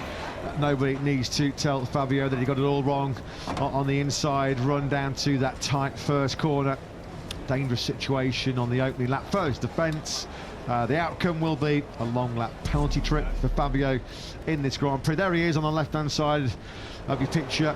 starting from the back of the second row in 6th place. A good launch away, wasn't it? As Fabio is having a look at this himself now at the replay on the dirty line. As soon as he squeezed a handful of brake, he was out of control on that Yamaha. So fortunate not to take out both the Gianantonio and Bezzecchi. He's having a real good lap at it right now. This himself now at the replay on the dirty line. As soon as he squeezed a handful of brake, he was out of control on that Yamaha. So fortunate not to take out both the Gianantonio and Bezzecchi. He's having a real good lap at it right now. He said as soon as he saw the Gianantonio cutting to the inside line, which of course the Italian was perfectly entitled to do, Fabio was just released the brakes and started praying. Unfortunately, the rider he did make contact with was Enea Basto. A long lap penalty coming the way. Whistling behind him as he rounded turn 1, blissfully unaware of just how much chaos has been caused behind him. As we said yesterday, though, Fabio Quartararo really not that kind of rider, doesn't usually get involved in those kind of incidents, but he does pay the price in the form of a long lap penalty today. And you'd think the long lap penalty he'll serve, and the 2 that Enea Bastianini's going to have to serve, because he was on a second defence for causing an accident, should play into the hands of Fabian Aldeguer there, who you saw on screens. The riders on row 3 of the grid, Acosta, Aldeguer and Luca Marini, of course, came through to 4th place in the sprint yesterday, will surely be straight ahead of those 2 riders up ahead of them, row ahead of them on the grid with long lap penalties, so perhaps they won't need to be quite so aggressive on the opening lap. Honda upgrades are working a treat, aren't they, right now, as far as Luca Marini and Joan Mir are concerned. Electronics tweaks and some aero improvements in Spielberg, and now a new chassis which was also rolled out in Austria, was raced by both Marini and Mir in yesterday's sprint. 28-year-old Italian Luca Marini, that was his best sprint since Qatar 2023, certainly head and shoulders his best sprint for Honda.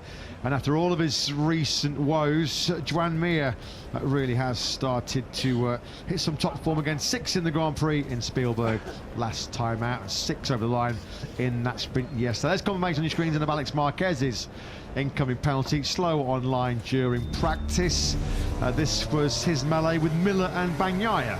Yeah, he was already unhappy with Fabio Di Gianantonio before this unfolded, and as he approaches turn 1 here, he begins to gesticulate in the direction. He's already shaking his head, look, gesticulating at Fabio Di Gianantonio, then at Jack Miller, who comes up alongside him, and they both get in the way of Pecco Bagnaia. So Pedro Acosta then goes from 7th place on the grid, and with riders who are serving long lap penalties up ahead of him, surely an opportunity to move forwards. Let's get some pre-race thoughts from his team boss, Aki Ayo joins Jack. Yeah, it does indeed. This feels like a huge opportunity for Pedro to salvage something from a weekend that on Friday, Aki, looked incredibly promising, with a couple of riders on that second row having to do long lap penalties. What are the tactics going to be in the opening laps?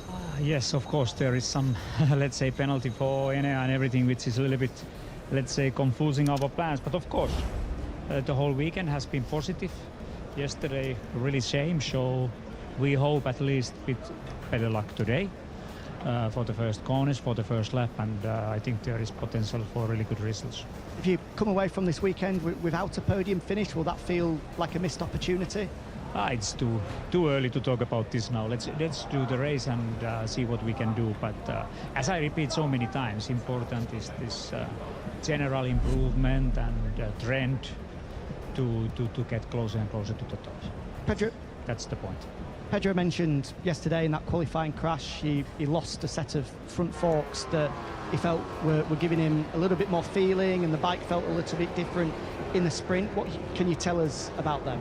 Yes, there is some different specs what we have played a little bit in the last races, and of course a rider always miss some part what it's not available now. The same part is again available in the next race, but I don't think that's the key point now. That for sure more important is to survive well from the first corners and first lap, and have a solid race. Thanks, Aki. Good luck. Thanks a lot. Yeah, thanks, Jack. Thanks to Aki Ayo. Yeah, Pedro Acosta, how big an opportunity has he missed? Well, we'll ultimately be able to answer that in around about an hour and a half's time, because we haven't had the 26 lap Grand Prix yet, and he might still be able to recover the situation, but it certainly felt from Friday that he had pace to be starting a little bit higher on the grid than 7th place, and of course by starting 7th it did put him on the outside in the middle of all those early problems. Let's get an update from a technical point of view, and rejoin Jack. Yeah, just a very small thing that I've noticed on both Pedro Acosta and Brad Binder's machine. They've been jumping about throughout the course of the weekend, but they are going to race them. A lot of you at home will know about the Stegosaurus wings on the rear of the bike. Well, both Pedro and Brad for this one have got slightly bigger ones. They've almost doubled in size, which obviously is going to, I would imagine, hope to offer just a little bit more traction under braking. So they have been jumping about all weekend, all 4 bikes actually, some trying them, then deciding to go for what they were used to. So interesting that the factory guys for the Grand Prix are going to opt for those brand new, slightly bigger rear wings. Thanks as always, Jack. Good spot there down in pit lane. We'll keep a close eye then on the progress of both Acosta and Brad Binder. Here is Joan Mir, and as we mentioned, excellent when the luck has gone his way and he's been able to avoid troubles and dramas on the factory Honda. He's been pretty impressive and pretty fast of late. 6 over the line in the Grand Prix last weekend in Spielberg. That was only his 2nd Grand Prix top 6 in 47 for Honda. His first on a Sunday since India in 2023. And he's backed it up. He's got some momentum. First sprint top 6 on an RC213V here yesterday. As we got a quick glimpse there of the vast Lake Balaton, one of the biggest lakes in Central Europe. Some water sport lovers' paradise out there. There's been sailing, surfing, swimming, you name it. It's been happening on Lake Balaton this weekend. It's certainly one of Hungary's top holiday hotspots. Nobody hotter right now though than Marc Marquez in the MotoGP World Championship as the riders filter out of pit lane. But as Marc chases his 7th successive victory, a 7th consecutive double. Can anybody lay a glove on 93?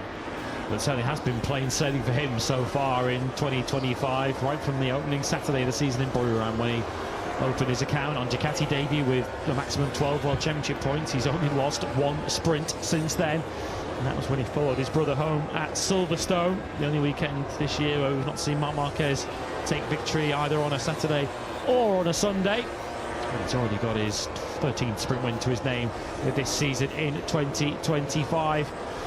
And with his major opposition, you feel, on pure pace back on the 3rd row of the grid, Marc Marquez will be laser focused on just getting the perfect start, getting himself around turn 1, staying out of any melees in those early stages. But we have seen already, without spoiling in too much from Moto3 and Moto2, that you can make overtakes around this Balaton Park circuit. It certainly isn't easy to pass around here, but potentially some drama might fall away in the latter stages if riders begin to run out of tyres, and that certainly appears to be the case in the 2 races we've seen already today. Some riders on the absolute edge of grip in the latter stages, so Marc Marquez might look like the overwhelming favourite, and of course he is, but there are 26 laps of hard work still to come before he can claim a 7th consecutive double.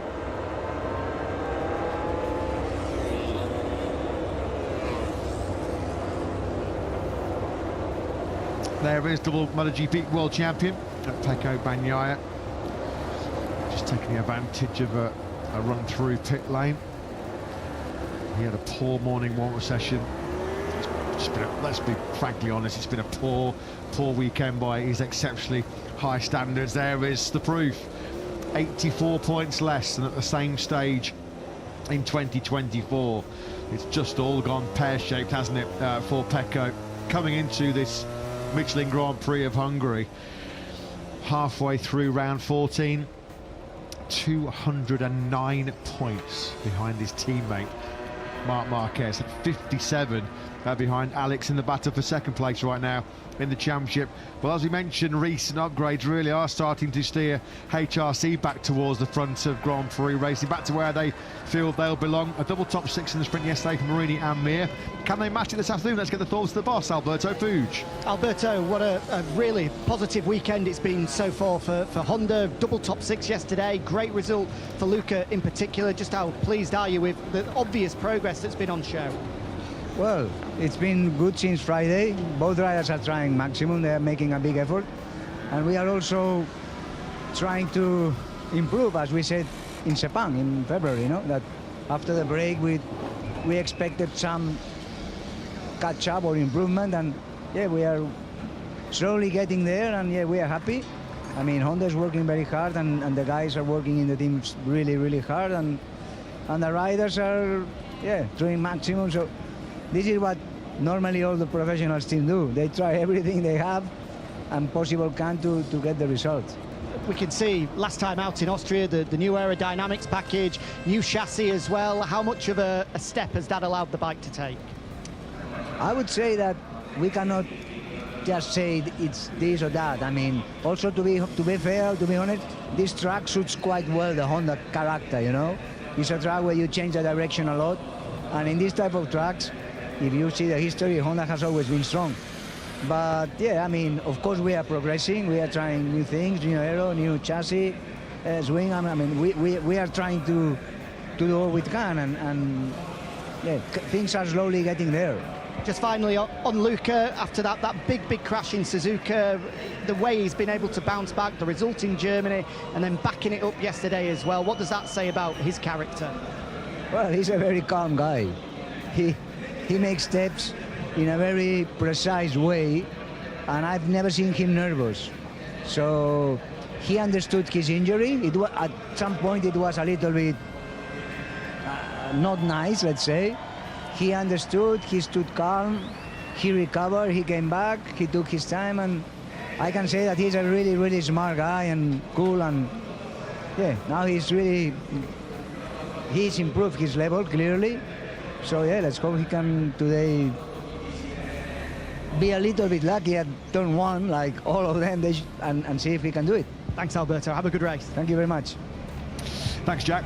Thanks to Honda boss Alberto Puig as we're just running through the grid. This, of course, could change. This is the initial information we have received from Michelin, our official tyre supplier. At the moment, and I stress at the moment, Marc Marquez is the only rider on the front row. The information we have right now that's on the medium front, medium rear tyre. Both Marco Bezzecchi and Fabio Di Giannantonio, as it stands right now, with 20 minutes or so to lights out, they are medium front, soft rear tyre. That could change. Quartararo, another rider we saw there with the medium rear tyre. So too Luca Marini, Pecco Bagnaia, also on the medium rear tyre. He's coming from 13th place on the grid. Of course, temperatures aren't exactly scorching hot, but we are bathed in beautiful sunshine here at Balaton Park. Still a decent gust of wind that has caused one or two problems as we've gone through the weekend, and what is quite a wide open circuit, and of course being so close to quite a large body of water, you do tend to see the wind pick up in these sorts of areas, but it feels like it's going to take a serious following wind for the competition to chase down Marc Marquez today. That looks like a very pleasant afternoon on the boat, doesn't it, in the middle of the vast Lake Balaton. And when we say vast, we mean vast. A shoreline apparently of near on 200 kilometres. At its widest point, it's 9 kilometres. It's a pretty impressive body of water which neighbours this Balaton Park circuit. As we gear up then, and the countdown continues towards the first Hungarian Grand Prix in over 3 decades. You just saw there on the graphic Marco Bezzecchi. The last time we ventured out onto pastures new in India, he was the victor on that occasion. Then, of course, he was on the VR46 Ducati. He did it in some dominant style as well, did Bez. Pole position, then he absolutely destroyed the field in the Grand Prix of India to win by over 8 seconds. Bez at the checker flag in the sprint yesterday, 7th. Of course, after he had to take avoiding action of all the drama unfolding on his inside as Quartararo came charging through and clipped Enea Bastianini. And yeah, that run to turn one, you feel is going to have such a big bearing on what we see in this Grand Prix today. And will Fabio Di Giannantonio and Marco Bezzecchi on the front row of the grid alongside Marc Marquez, will they have perhaps a slight advantage off the line with that soft rear tyre on, just getting the Ducati and the Aprilia respectively hooked up off the line, and that blast down to turn one? Is that potentially an opportunity for them to see some early track position on Marc Marquez? Marc Marquez clearly so confident in terms of his prospects today. Digia then from the front row starting third, and Jack's got an update on it. Yeah, I'm not sure if Fabio Di Giannantonio's bike might just have a bit of a technical problem on the grid here, because the laptop is out, it's plugged in. There are 3 or 4 different electronic engineers just trying to look at it, including 2 from the factory team themselves. So clearly something isn't right for Digia here. I tried to grab a word with Pablo Nieto, who went to check with some of the FIM staff, I imagine, on what the rules precisely are in case they have to take Digia's bike off the grid here. I'm hoping to try grab a word with Pablo in a second once he's free, but something just isn't right for Digia. Well, the pit lane exit is now closed, so if they do push Digia's bike off the grid at this stage, he won't be allowed to leave the pit lane until they start the warm-up lap, which will see him take a double long lap penalty and start from his grid position. So they do have a little bit of time. They've got around about 10 minutes or so. Let's get the very latest from VR46. Pablo Nieto's with Jack. Pablo, it looks like there's a problem for Fabio here. Just bring us up to speed. What's happening? Yeah, we are checking everything what's happened, because he feels something stress in the lap to go into the grid. You were just checking with the rules, I imagine. Is there a possibility he has to come off the grid? Of course, but you will have a penalty, so we have to check everything to try to start from here. Thanks, Pablo. Thank you. Crikey, as if there's not enough high pressure around in these intense moments as we count down towards the start of this Grand Prix.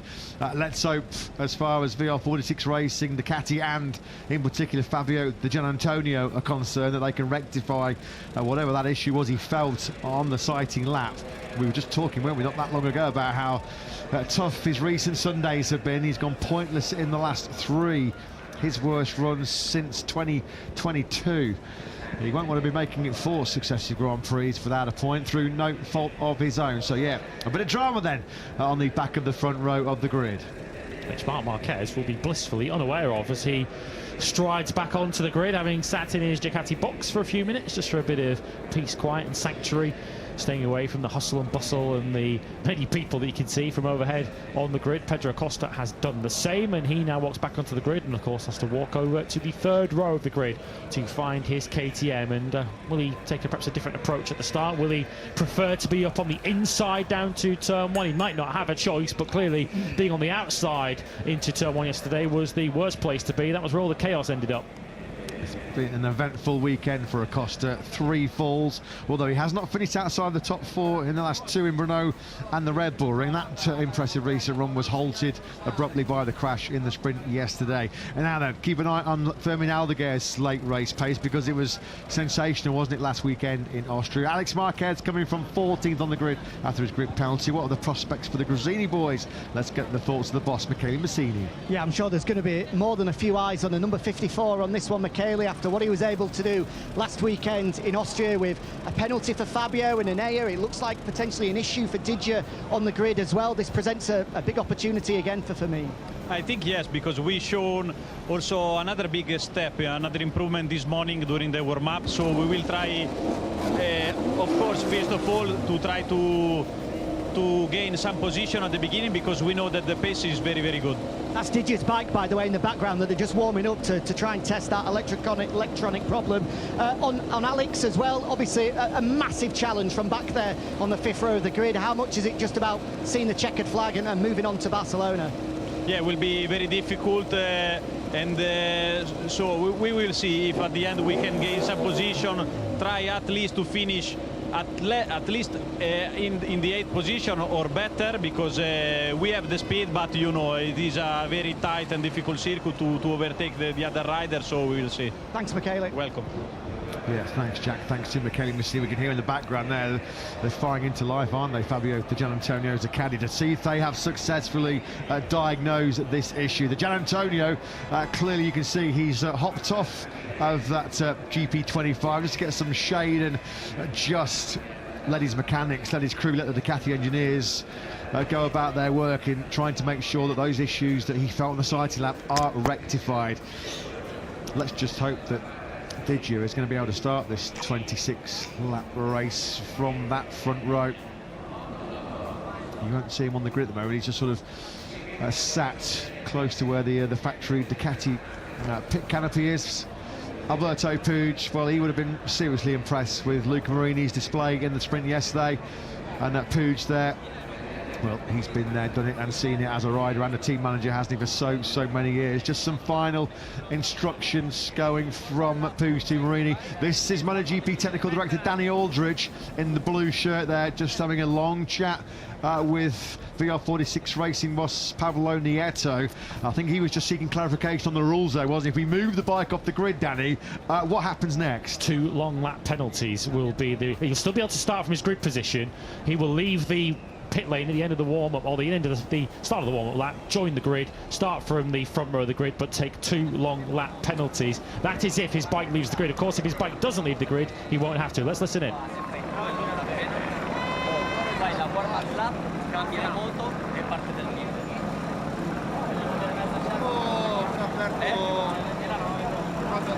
think they're giving Di Giannantonio the choice there, aren't they? Which of the 2 would you rather do, Di Gia? What a nightmare. What a nightmare situation as far as Fabio Di Giannantonio is concerned.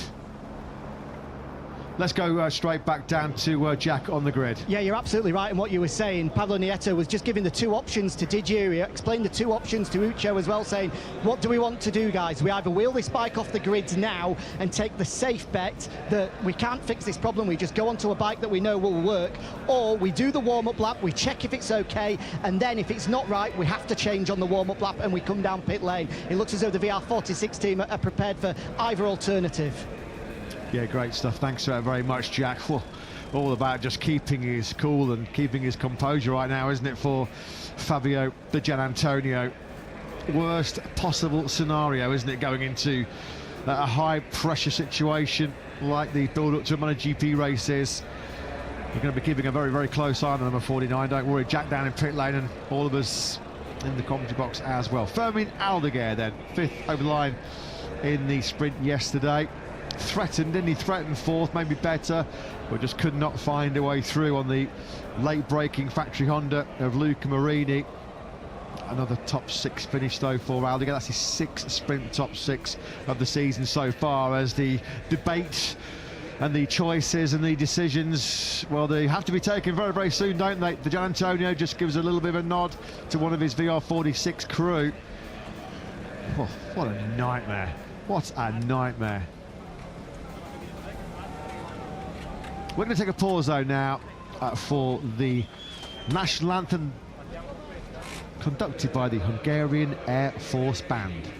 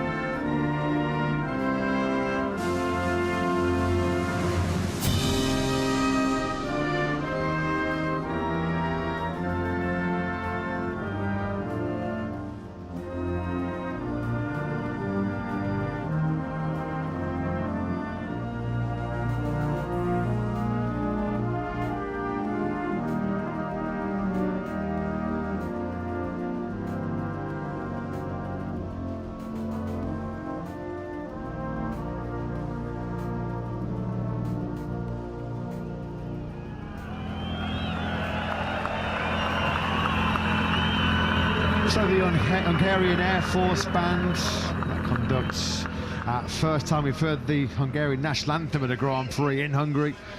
since 1992. Here comes the Hungarian flag being dropped onto the circuit.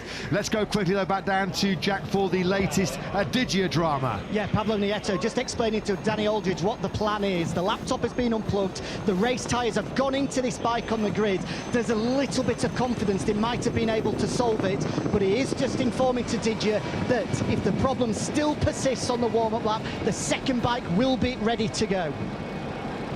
Thanks, Jack. So Fabio Di Giannantonio, we hope, will start from the front row of the grid, but he might yet have to start this Grand Prix from the pit lane. We will be watching him very, very closely as he goes round on the warm-up lap. The warm-up lap begins, by the way, in 6 minutes' time, so they really are running it up to the wire down at VR46. And how difficult is it going to be, whatever happens here, for Fabio Di Giannantonio to keep his head clear and just focus on the job at hand? There must be so many thoughts and so many concerns going through his mind right now. He sits back on top, his number 49, his VR46 Ducati, which he took to second place in the Tissot Sprint yesterday. Uccio Salucci there with a little handshake just to try and keep Fabio Di Giannantonio calm, but this was him on his way to the grid.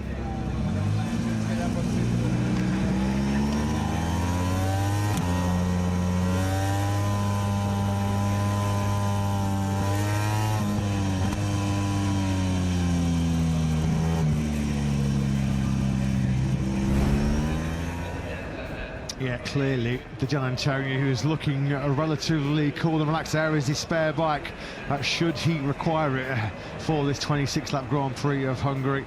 But it was a touring sighting lap, wasn't it, from Digi when he identified that there was a potential issue.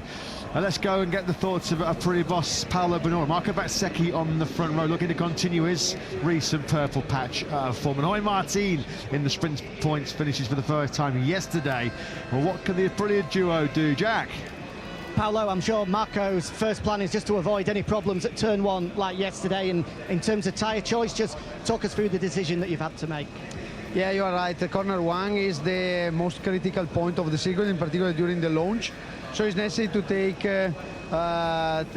with in a very good way that corner and stay out of any problem, because it show a very good race pace, and we hope during today with a different temperature on the tarmac that we can see different behavior of the race, and we hope also that Jorge, after the positive comment of this morning, that show a good race pace as well. Thanks, Paolo. Good luck. Thanks.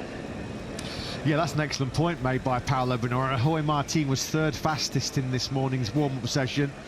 So we're keeping a close eye on the Martinator, trying to work his way through the pack. Marco Bezzecchi, victorious, of course, in the British Grand Prix at Silverstone. He's followed that up recently with 3 podiums in his last 4 Grand Prix starts, in Assen, in Brno, and in the Red Bull Ring, where on all 3 occasions he posed a pretty big threat to the domination of Marc Marquez. He was doing so also as well in the Saxon Ring, wasn't he, when he crashed out of second place, as did Fabio Di Giannantonio.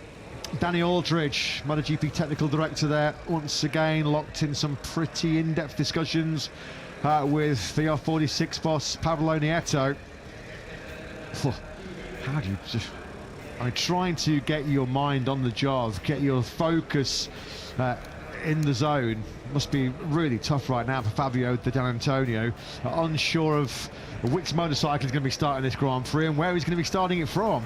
Well, he'll have to make a clear decision before he comes to the grid. He doesn't want to be in any kind of indecision. If you're going to come to the grid, you're stuck with that bike now until the end of the Grand Prix. And of course, if that bike's not running properly, that end could come rather soon once the race gets underway. So Fabio Di Giannantonio, of course, would want to do everything to start from third on the grid, having qualified so well and finished the sprint in second place yesterday. And around a track such as this, if you're starting from the pit lane, it's a remote hope of scoring points, let alone getting on the podium. So the grid starts to clear for the first time since 1992. MotoGP is going to roar into life here in Balaton Park. Will that front row shortly feature Fabio Di Giannantonio with all of his pre-race technical issues? A big headache for Digia, third on the grid. Second place, second fastest in Q2, Marco Bezzecchi, winner of our last first-time MotoGP battle over in India at the end of 2023, but looking to complete a magnificent 7th successive double victory from pole is Marc Marquez.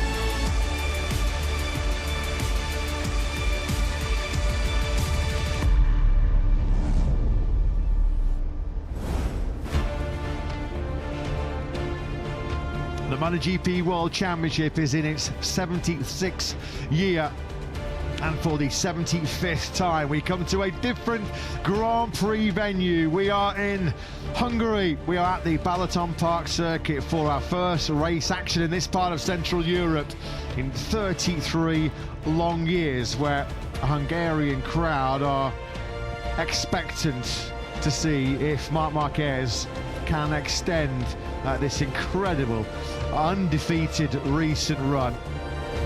7 sprint wins in a row, 6 Grand Prix wins in a row, 13 on the spin for the runaway World Championship leader, and he will start this 26th lap Michelin Grand Prix of Hungary from pole position, the 102nd pole of Marc's Grand Prix career.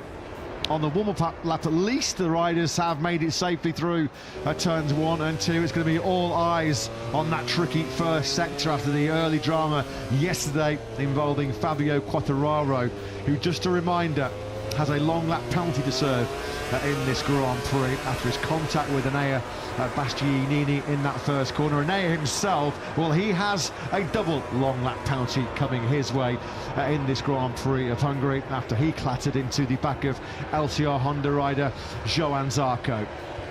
152 points already is the massive World Championship lead that Marc Marquez has built, as we keep a close eye on Fabio Di Giannantonio for very good reason. If you've been with us throughout the whole of our race build-up, well, Di Giannantonio and his VR46 Ducati crew, they have been frantically working on his GP25 after he identified an issue. It was a warning light came up on his dashboard on the sighting lap, and that has seen doubts about Fabio Di Giannantonio ahead of this Grand Prix. Clearly they're warming up the second bike. I think that's in anticipation of whether he is ready or wants to or requires to come into pit lane to swap bikes. Yeah, Fabio Di Giannantonio, I would assume, hasn't already made that decision before he left the grid. The team will have obviously given him the option. If you go to the grid, then you have to stick with the bike that you're on. But if you do not think that this bike is good to go, come straight up pit lane. Yeah. He is coming up pit lane. He put his left leg out there. He was signalling to the riders behind him. He dropped all the way to the back of the field. So this is massive pre-race drama as far as Pertamina Enduro VR46 Racing are concerned. And poor old Fabio Di Giannantonio, he is going to hop onto the second bike. He's going to start this Grand Prix of Hungary from pit lane. We have a vacant space then now on the front row, sadly missing Di Giannantonio, who should have been starting in P3. One bike straight onto the other. He will have to wait for a green light at the end of pit lane before he can go. We've got the green flag clearing at the back then. Pre-race drama here in Hungary. Di Giannantonio off the front row. But we're lights out and racing then here in MotoGP in Hungary for the first. In 33 years, Marco Bezzecchi is going to try and be aggressive on the inside of Marc Marquez into that first corner. They all concertina up. Are they all safely through? There's a bit of bumping and barging, but they have all made it safely through. And Bez and Marc into it. Big contact there. Bezzecchi had snatched the lead on that tight run through turn 2. There's contact there between. They all concertina up. Are they all safely through? There's a bit of bumping and barging, but they have all made it safely through. And Bez and Marc into it. Big contact there. Bezzecchi had snatched the lead on that tight run through turn 2. There's contact there between 72 and 93. Marc Marquez back to third place then. So we do have a VR46 Ducati in second place, but it is Frankie Morbidelli. Then it is Marc Marquez in third. Morbidelli fourth, but look at the KTMs attacking. Acosta and Bastianini going either side of Marini. Yeah, that's aggressive early on by Bastianini. So Marc Marquez, he made the dream start, didn't he, in the sprint? Yes, they avoided all the early trouble going through turn 1. He made a really good start though again here today, but he's back in third place after the early rub with Bez. Pecco Bagnaia is up to 7th place already, although that might become 8th now. Here comes Aldeguer up the inside, but Marco Bezzecchi, if you want an opportunity to win this Hungarian Grand Prix, get your head down and go for it, because he's got an advantage and he's got Frankie Morbidelli between himself and Marc Marquez. Straight away as well, Jorge Martin's been dynamite off the line. He's already up inside the top 10 as well. A 9th place halfway around this opening lap. Bastianini's gone down, and that was awful. You could see him look to his left-hand side. He knew he was going to come careering back onto the racing line. He had his heart in his mouth. And of course, the bad news for Enea is he's not going to serve the double on that penalty unless he can remount, which will then carry on over into the Catalan Grand Prix. Yeah, he's got to get up and running and just serve those penalties, so he's out of the way. Martin's also passed Bagnaia. Of course, they were dodging Bastianini's KTM, but Bezzecchi's lead is 0.4 of a second over Morbidelli. Marc Marquez third, and what a start for Pedro Acosta, just what he would have hoped for on this first lap. Acosta already up into P4. Oh, that was a scary moment, wasn't it, for Bastianini and all those riders who somehow threaded their bike through the eye of a needle. Something's up to Alex Marquez. Alex Marquez is on the floor. He's gone down at turn 1. Of course, he's also got served a penalty off the grid. And of course, having made no real progress on that first lap, he was still back in 13th. Alex Marquez down at turn 1. Into the first corner he goes, didn't come out the other side of it. Marc Marquez, MotoGP world champion in Misano. Anybody, that's going to be potentially what we could be facing in just a couple of rounds time. Let's go down to Jack for a Bez update. Yeah, importantly, the team told him plus 0.5 Morbidelli, so Bezzecchi knows that Marc Marquez isn't behind him, and he's got a massive opportunity here if he can get into his rhythm early. Yeah, motor on, that's the message clearly then to Bez. Thanks very much, Jack. Further down the field, we've got Marini on course for back-to-back top 6s. Fabio Quartararo, of course, who has to serve a long lap penalty. Enea Bastianini, I've not seen anything that's notified us that he has rejoined this Grand Prix, so a real tough weekend for the Beast. Out on the first lap of the sprint and slamming into the back of Johan Zarco, and out on the first lap of the Grand Prix. Yeah, he didn't come round at the end of the first lap. The last rider that did come round, of course, is Fabio Di Gianantonio, and poor Digia. He is 10 seconds off the back of the field and 15 off the race lead.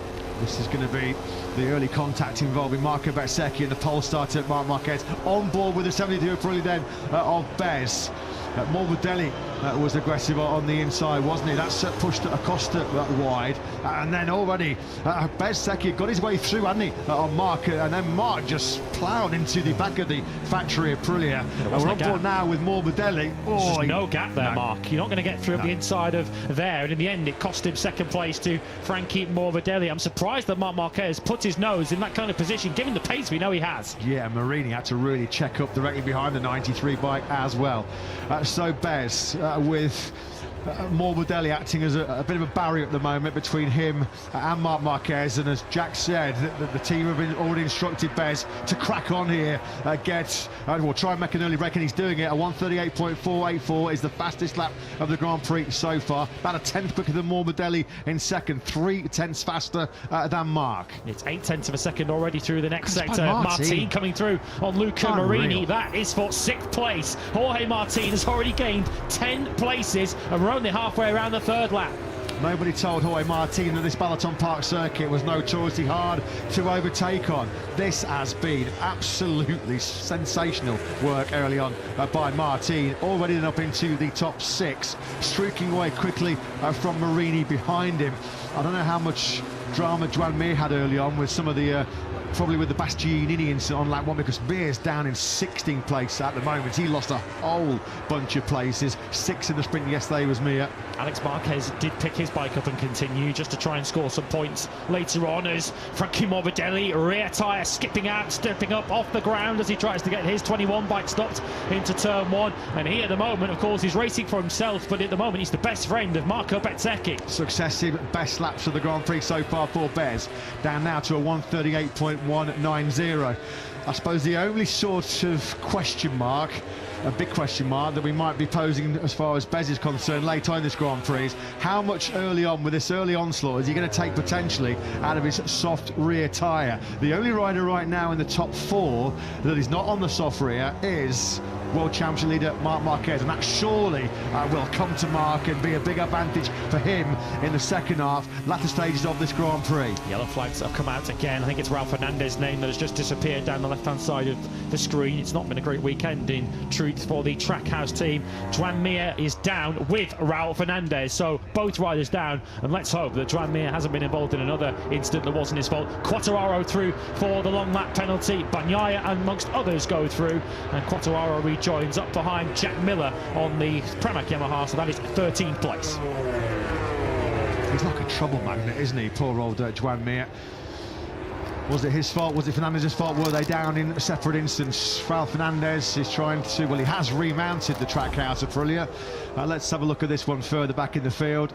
Just separate accidents, don't they? They both go down together at the same corner, so certainly no one's fault but each other's for having their own accidents. You can see Mir already ready to thump the tarmac. Fastest lap of the Grand Prix for Marco Bezzecchi, a 1:38.095. He's 3/10 quicker than Morbidelli, and the gap to Marc Marquez from Bez, 1.2 seconds. 3 on the spin now for Bez in terms of fastest laps of this Grand Prix. He really is trying to make hay while the sun's shining on that soft rear tyre, isn't he? Just to try and build a gap that he can then potentially stage manage in the second half of this Grand Prix. I don't think Marc's going to be panicking just at this stage. He will know that he will have been told by his Ducati crew that you're the only one at the moment that's on that medium rear tyre. Just let it come to you. Let's not take any risks early on. Just wait for that medium rear tyre to get up to temperature. Those guys that are pushing on the soft potentially may encounter some late grip issues. That's what he's going to be banking on, but first and foremost, though, he's got to find a way through on Morbidelli, and right on cue he does. Going into 8 and 9 then, and Marc Marquez then, and now he does start to think about honing in on Bezzecchi. Marc up to second. Yeah, it certainly wasn't in the realms of panicking just yet, but a move he had to get done. He couldn't stay behind Morbidelli's Ducati for much longer if he could help it, so Marco Bezzecchi's initial breathing space amounted to around about 1.1 seconds over Marc Marquez, and Bez will now be getting the instruction on his pit board and on his dash. It's now 93 behind you. Yeah, a sight that he's seen on a regular basis of late, hasn't he? Marco Bezzecchi plus 0.93. Raul Fernandez has pitted on the Trackhouse Aprilia. Likewise, Joan Mir, so they were both able to remount after their separate crashes on the last lap. A lot of stones on the track there, aren't they, as they came through turn 8 and 9. And as soon as Marc Marquez has worked his way through on Frankie Morbidelli, with clear air to work with ahead of him, a bit of open real estate ahead to Bezzecchi, a 1:37.994. He's dropped the pace instantly, in a flash.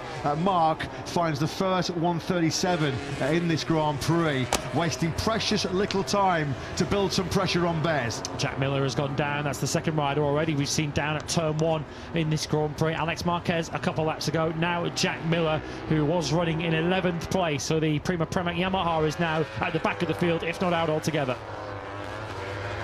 Yeah, and just look how quickly Marc has completely dispensed with Morbidelli.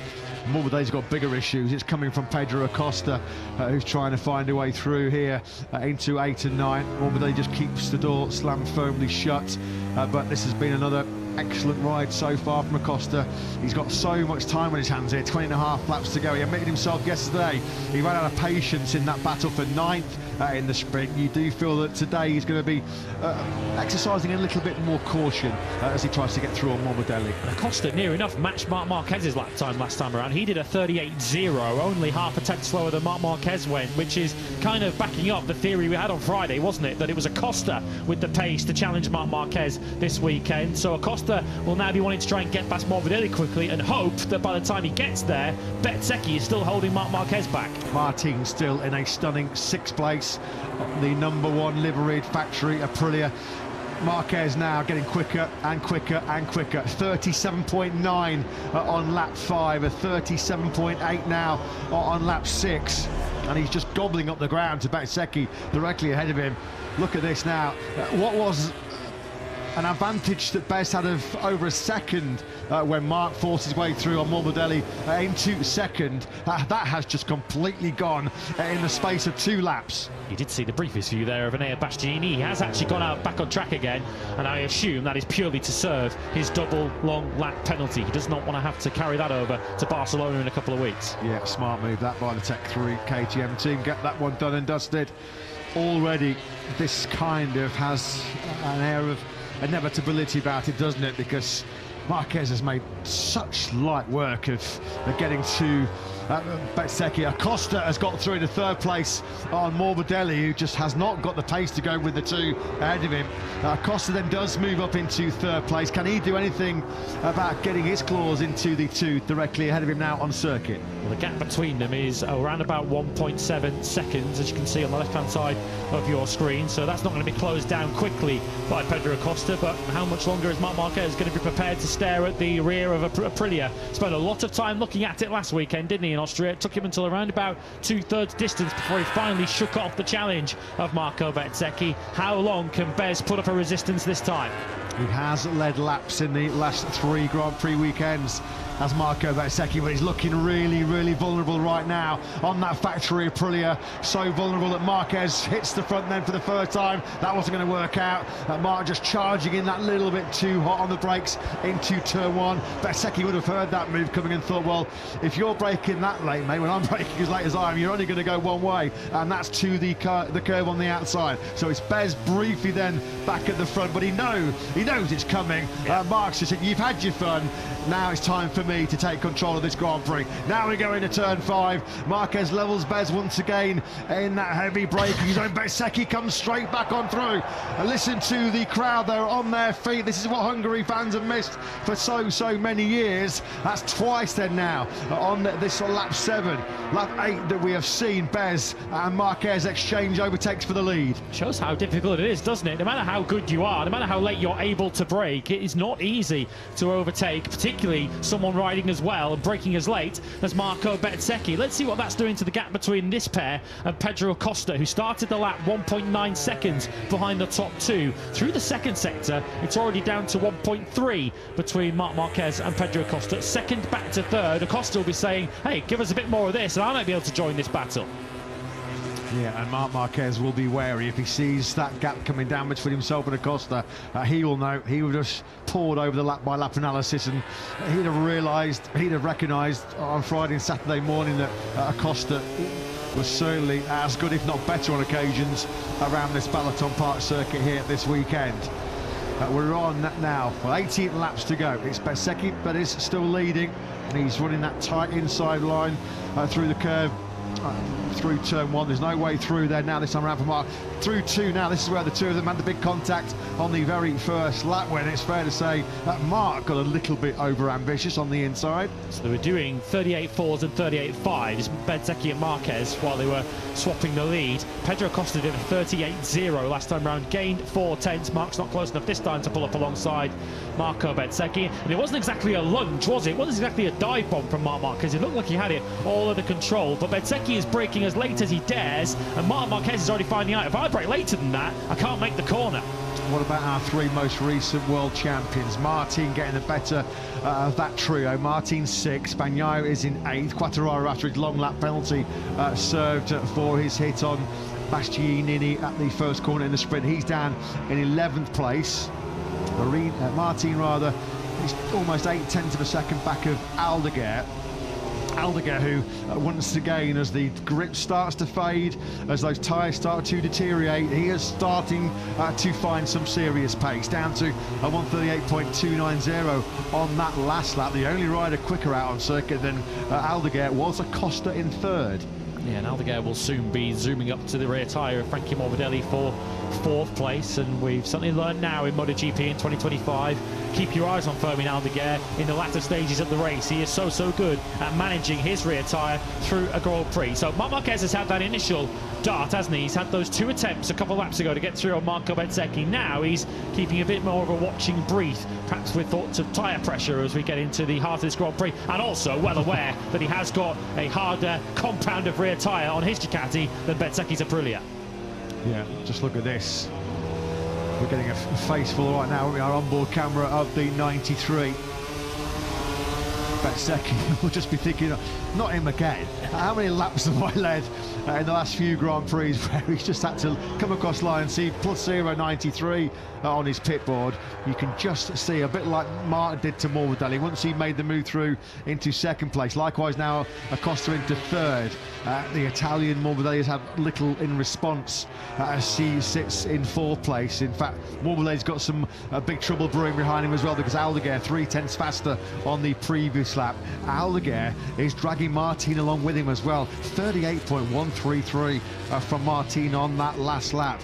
Do you know what, there's a top 5, maybe better here, top 4 as far as Martin concerned, which would feel like a win, considering where he's been so far in 2025. And it's further evidence of the steps forward that Aprilia are making with their RSGP in 2025. And Bezzecchi is riding so well at the front of the race. Marc Marquez, that wasn't a feint and an overtake. He was way too far back on the way into turns 15 and 16. But this is the kind of circuit where it's just all about joining the dots, hitting your braking markers, just tick off every apex. If you stay on the racing line and you're able to put clean laps together, it's so difficult to pass. But Marc Marquez got another very good run out of turn 17. Can he get up alongside and brake late enough this time to get through on Marco Bezzecchi? Bezzecchi tries to cut back underneath him, but Marc Marquez now has the inside line for turn 2. Yeah, he's blocked the line going initially through 1 and then through 2.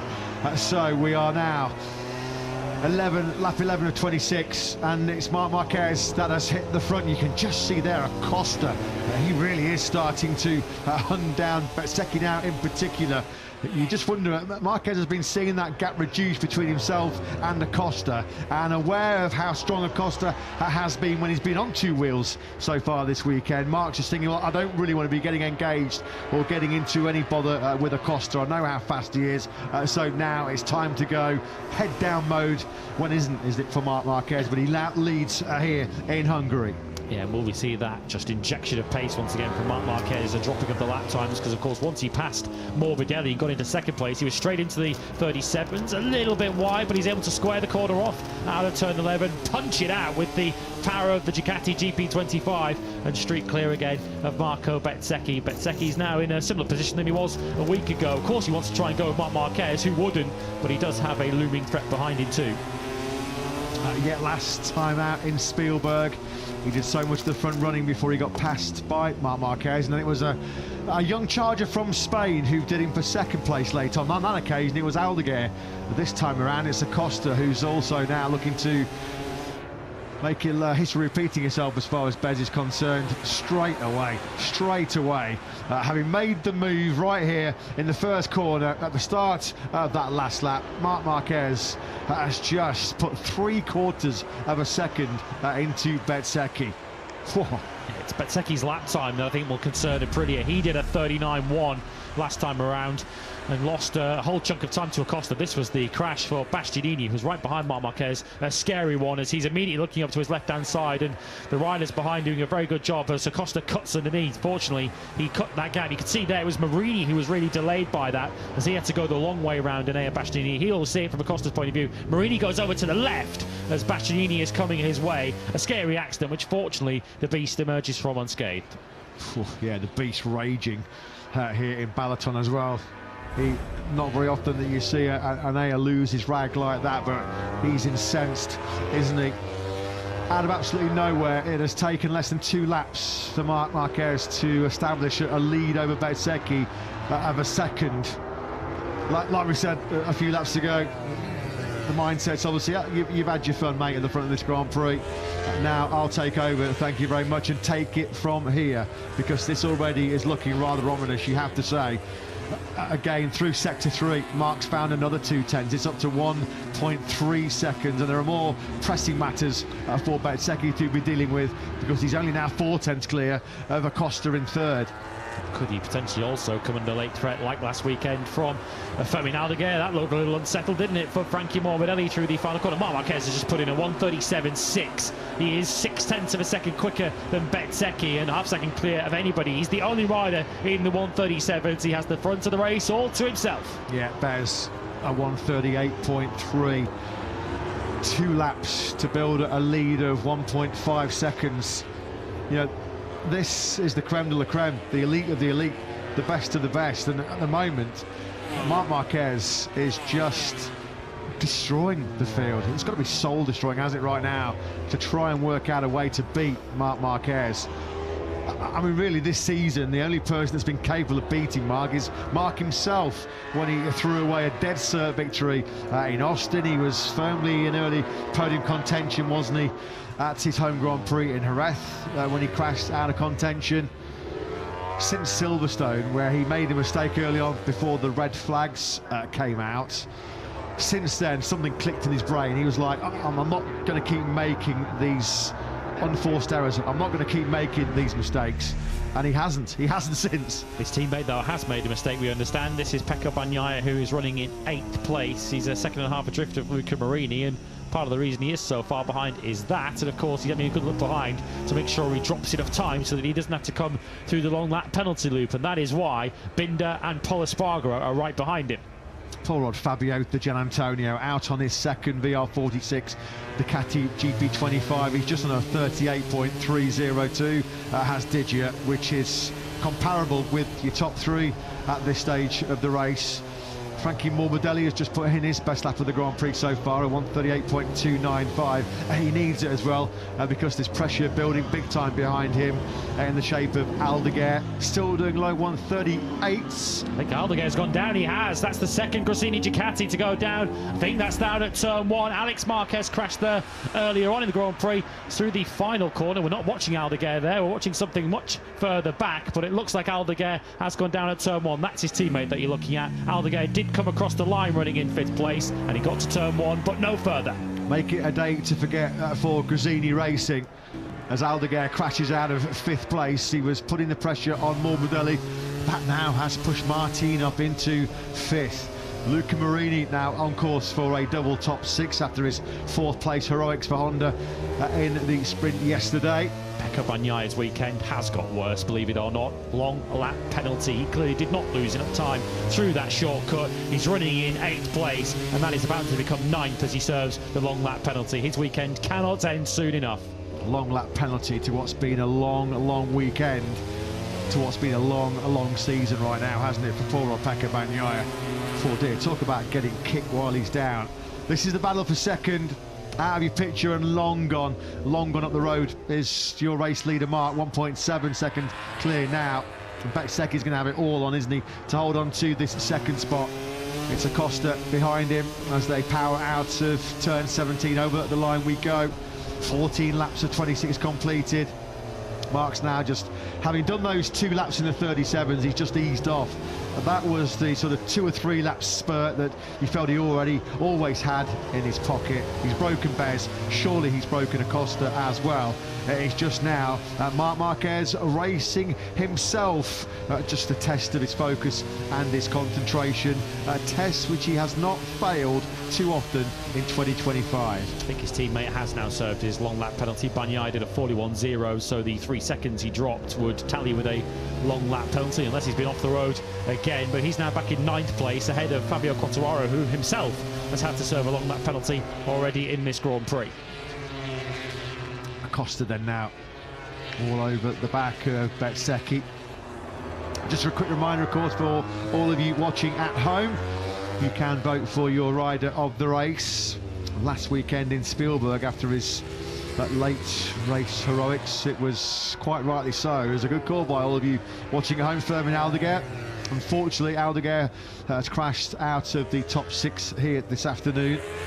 That mistake from Aldeguer, as mentioned, has put Martin up into 5th. Bad Binder now 7th. Polispargaro doing a brilliant job deputising for the injured. Maverick Vinales is 8th. Bagnaia 9th. Fabio Quartararo is 10th as Bezzecchi goes charging in hot then into that final chicane. That's going to cost him a lot of momentum now going through turn 17. Power on the Factory Aprilia down the start-finish straight, but he's up against the fastest Grand Prix bike in history, Pedro Acosta's KTM. Acosta has the inside line now in the braking zone for the first corner. You feel like that was really Bezzecchi paying for the mistake he made going into turn 15 and 16. Acosta up in a second. Yeah, moved at top place at turn 1, but really the damage was done 3 corners earlier when he went in hot to the chicane at 15. And Bezzecchi now, I think, needs to just batten down the hatches here. He's got a couple of seconds, 2.5 back to Frankie Morbidelli, who's running next up, just back of the picture in 4th place. We are still looking potentially at 3rd and 5th for the Factory Aprilia team, with Martin closing in quite quickly actually behind Frankie Morbidelli. Outside of Marc Marquez and Brad Binder actually, who's doing 38.1s. Martin's as fast as anyone out there.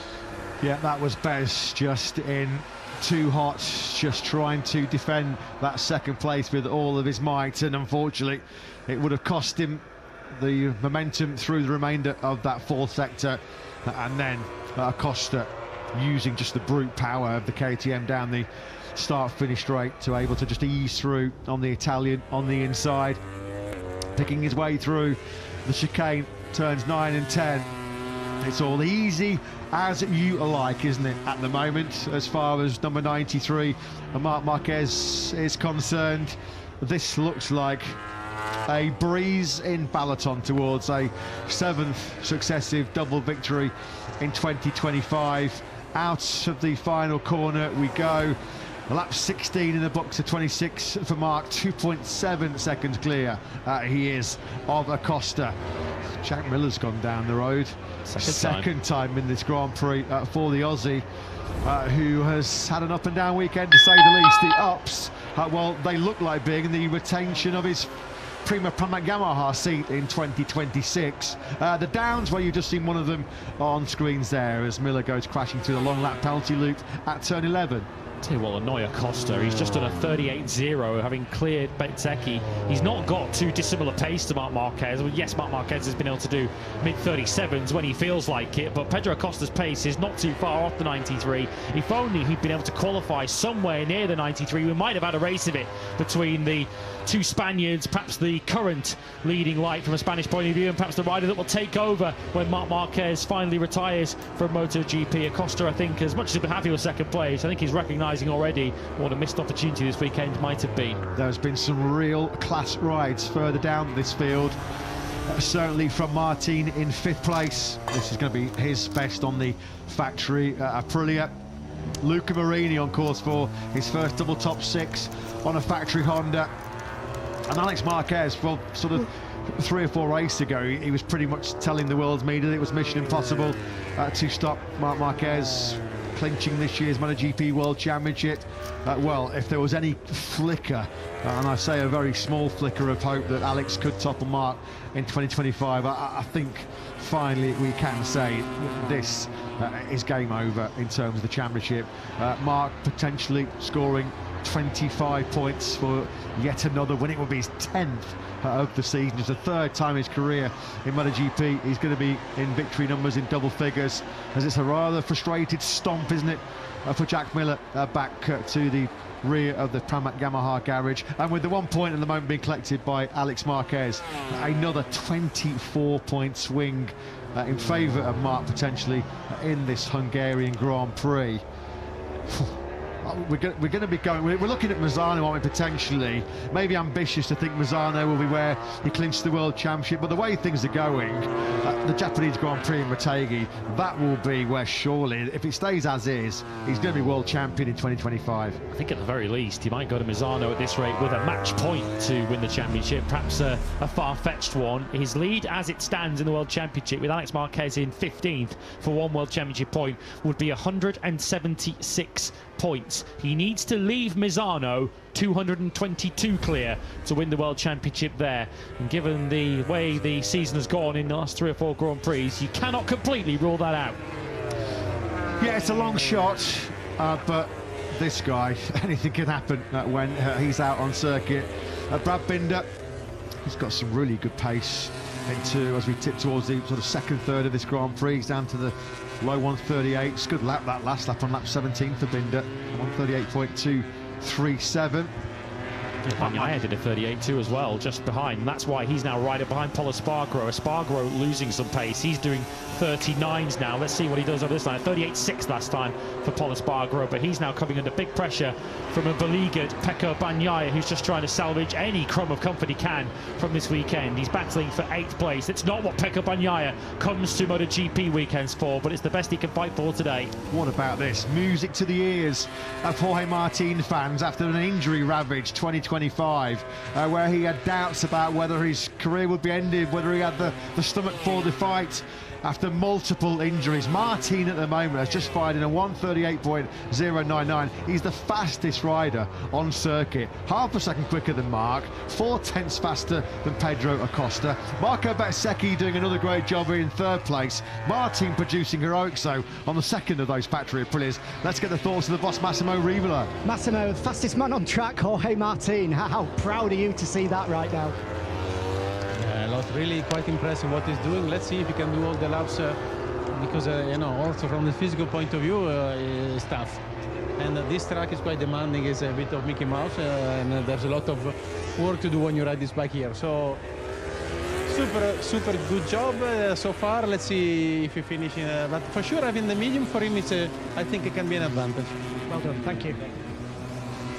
Yeah, he's fastest rider out on circuit. Thanks, Jack, and thanks to Massimo Rivola. Did just make a mistake there, didn't he, at Martin, as he went into 12 and 13. But we'll let him off that one because he's been absolutely superb. 16th to 5th. And he's starting to close in here on Frankie Morbidelli. It could get even better as far as the Martin 8 is concerned. Well, an interesting point to bring into what we see in the remaining stages of this race. We talked about the tyre choices at the start of the Grand Prix. Marc Marquez on the medium rear tyre. Acosta, Bezzecchi and Morbidelli, 2nd, 3rd and 4th are on the soft rear tyre.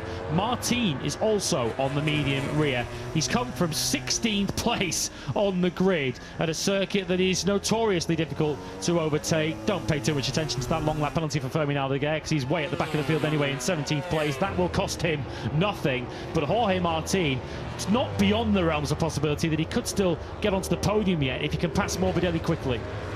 Faster on that last lap than Morbidelli in 4th, Martin in 5th. Not far shy of Marini 6th. Alex Rins on the factory Yamaha. He's down in 14th place at the moment, 2.5 seconds clear of Alex Marquez in 15th. Fabio Quartararo started the Grand Prix, of course, in 6th place, made sure he kept himself out of any first corner drama, unlike in the sprint yesterday. With the long lap penalty he has served, Fabio at the moment is in 10th on the Monster Energy Yamaha, 2nd behind Bagnaia as it stands at the moment. Further down the order, this is 12th versus 13th. Johan Zarco has that 12th place. Just moving through your shot there is the 88 biker Miguel Oliveira, 11th at the moment for the Portuguese rider. I mentioned Fermin Aldeguer and the long lap penalty, inconsequential really, but he's about to serve it. He's got amazing pace too. Had he not thrown his Ducati on the floor, Aldeguer just did a 1:37.9 at the back of the field last time around. So he's another rider that will be leaving Hungary thinking what might have been. He's kicking sand in their face right now, Marc Marquez. He's back in the 37s on lap 20 of 26. Marquez has just delivered the knockout blow. That is it. A 137.843. It was never really in any doubt anyway, was it? But he's just now hammering home what was already a massive advantage. 4/10 faster on that last lap than Acosta, and now he's 3.3 seconds clear of the field. Only rider in the Grand Prix to do 37s. He has made it look easy once again. Yeah, with the exception, as mentioned, of Aldeguer a moment ago, Jorge Martin has got a track limits warning that he has to pay a little bit of attention to in the remaining laps to come as he plots away past Frankie Morbidelli. But even if he does finish 5th from here, Jorge Martin to come from 16th on the grid to 5th place, certainly will be figuring in your thoughts when you've cast your votes for rider of the race. He's closing in here on Morbidelli on the Ducati GP24 spec. Oh, it's Johan Zarco. He'll be battered and bruised after getting slammed into by Bastianini in the sprint yesterday. That's a big get off for Zarco's. Somewhat slowly and gingerly and a bit awkwardly stumbles away from the scene of the crime. This is him trying to hold off Viagra for 12th place, and that is big. That's a real big crash for Zarco. Fastest crash you can have around this tight and technical Balaton Park circuit. So that's going to push Fabio Di Giannantonio now, after all of his pre-race tech gremlins, up into the point scoring places. Of course, Alex Marquez up to 2 World Championship points now in 14th place, although the damage was done to Alex Marquez's weekend on Friday when he got the 3-place grid penalty, but that wouldn't have been as big a problem had he qualified well. Qualified down in 11th place, which then became 14th on the grid for today's Grand Prix, and Alex Marquez has not been able to recover the damage. Marquez back into the mid 138. It was almost like that lap 20 was, well, this is how fast I can go if I need to. Martin on the inside of Morbidelli. This is getting better and better and better, isn't it, for the reigning world champion, showing just why he's got that #1 plate on that factory Aprilia.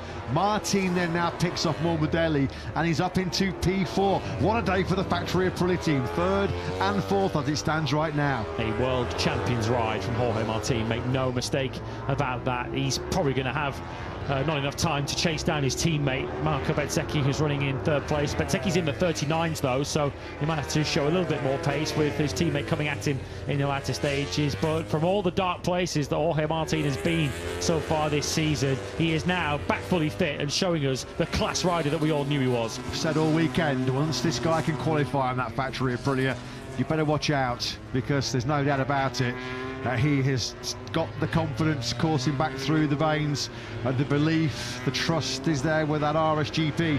He's only going to get stronger as he gets more confidence and crucially more experience on top of that Aprilia. He's missed so much seat time.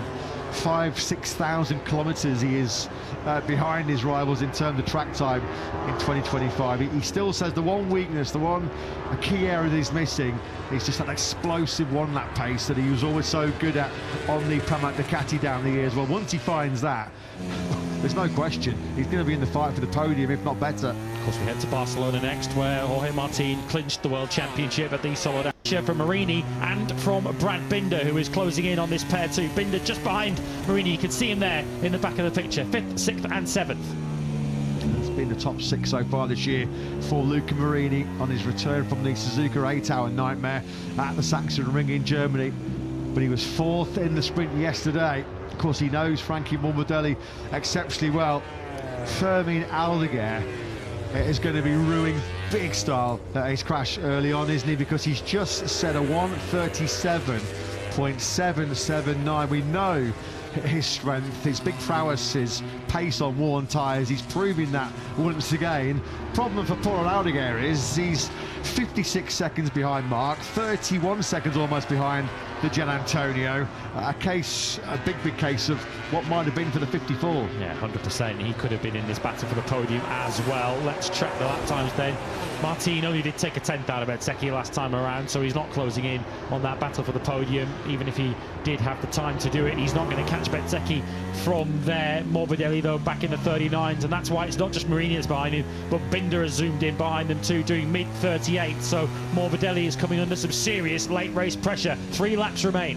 As soon as we saw this Balaton Park layout, as soon as we realised it was an anti-clockwise circuit, relatively stop and go, you always felt like the first rider that cropped into your head as a potential first winner in Hungary in over 30 years was Marc Marquez. He's about to join, as Binder goes in a little bit hot there, doesn't he, in 7th place. Our only 2 previous MotoGP winners in Hungary have been 2 of the best to ever do it. Mick Doohan in 1990, his first ever Grand Prix victories. Marini goes on the inside now, and Morbidelli, that's going to be close. You just knew that Morbidelli was going to lean on Marinas in Hungary. They've been 2 of the best to ever do it. Mick Doohan in 1990, his first ever Grand Prix victories. Marini goes on the inside now, and Morbidelli, that's going to be close. You just knew that Morbidelli was going to lean on Marini there.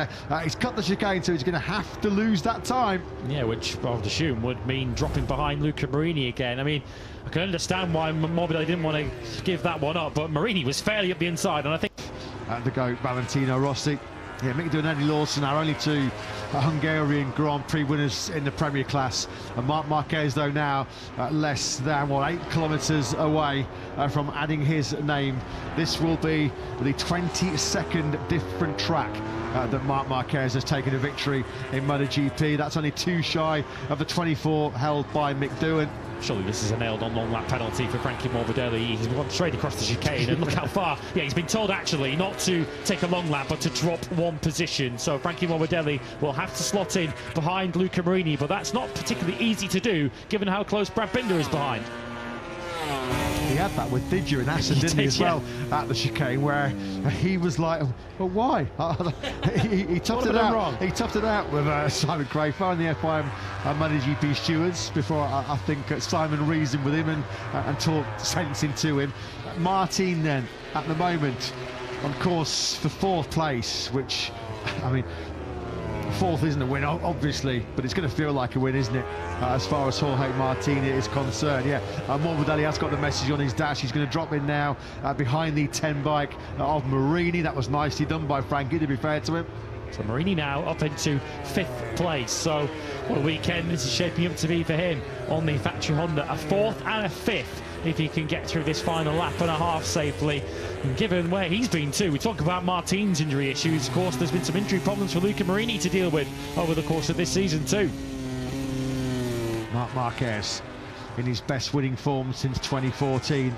It looks nailed on that he is going to make it a 7th successive double win. He starts at the final lap, 3.2 seconds clear Pedro Acosta. He in turn 2.7 seconds clear Marco Bezzecchi. Looks like we're going to get 2 factory Aprilias inside the top 4 as Bagnaia goes on the inside of Pol Espargaro on the brakes into the first corner. Bagnaia, after his long lap for a shortcut, looks like he's going to rescue an 8th place here. Yeah, he's keeping on fighting. Pecco Bagnaia will always do that. He will fight until the finish, but we're closing in on the finish of the chase for the MotoGP World Championship in 2025. It's felt over for quite some time, but the coronation, the ribbons are being put on the trophy, to use a footballing analogy. Marc Marquez might just be 2 more Grand Prix weekends away from clinching what has felt like at times an impossibility of a 7th MotoGP World Championship. A 7th consecutive double takes him another step closer. Doubles in Aragon, Mugello, Assen, Sachsenring, Brno and the Red Bull Ring. Make that another double. Mine's a double, says Marc Marquez here in Hungary, as he's about to complete yet another pole sprint Grand Prix victory route here.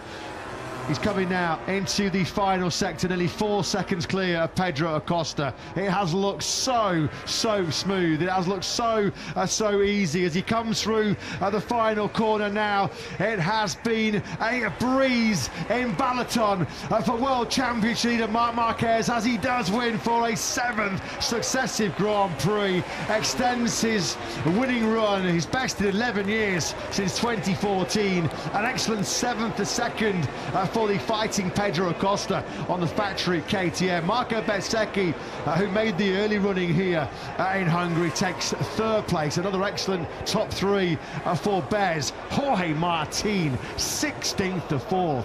What a ride by the world champion. A double top 6 here in Balaton for Luca Marini. He's 4th in the sprint, 5th in the Grand Prix. Morbidelli takes 6. Binder, Pol Espargaro, Bagnaia and Quattararo your top 10. Points for Agura, Oliveira, Rins. Alex Marquez 14th after his early fall at turn 1. Fabio Di Gianantonio, your heart goes out to Didier. Should have been starting on the front row of the grid. Started from pit lane after some pre-race tech issues. He does pick up the final point on offer here in Hungary, but making his point, proving a big point once again, that there is nobody better right now in MotoGP than Marc Marquez. The 93 reigns supreme once again here.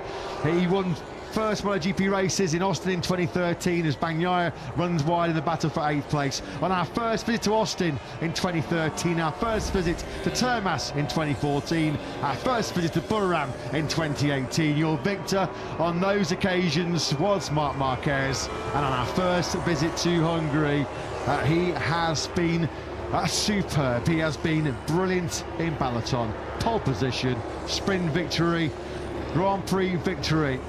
He is unstoppable. Simple as that.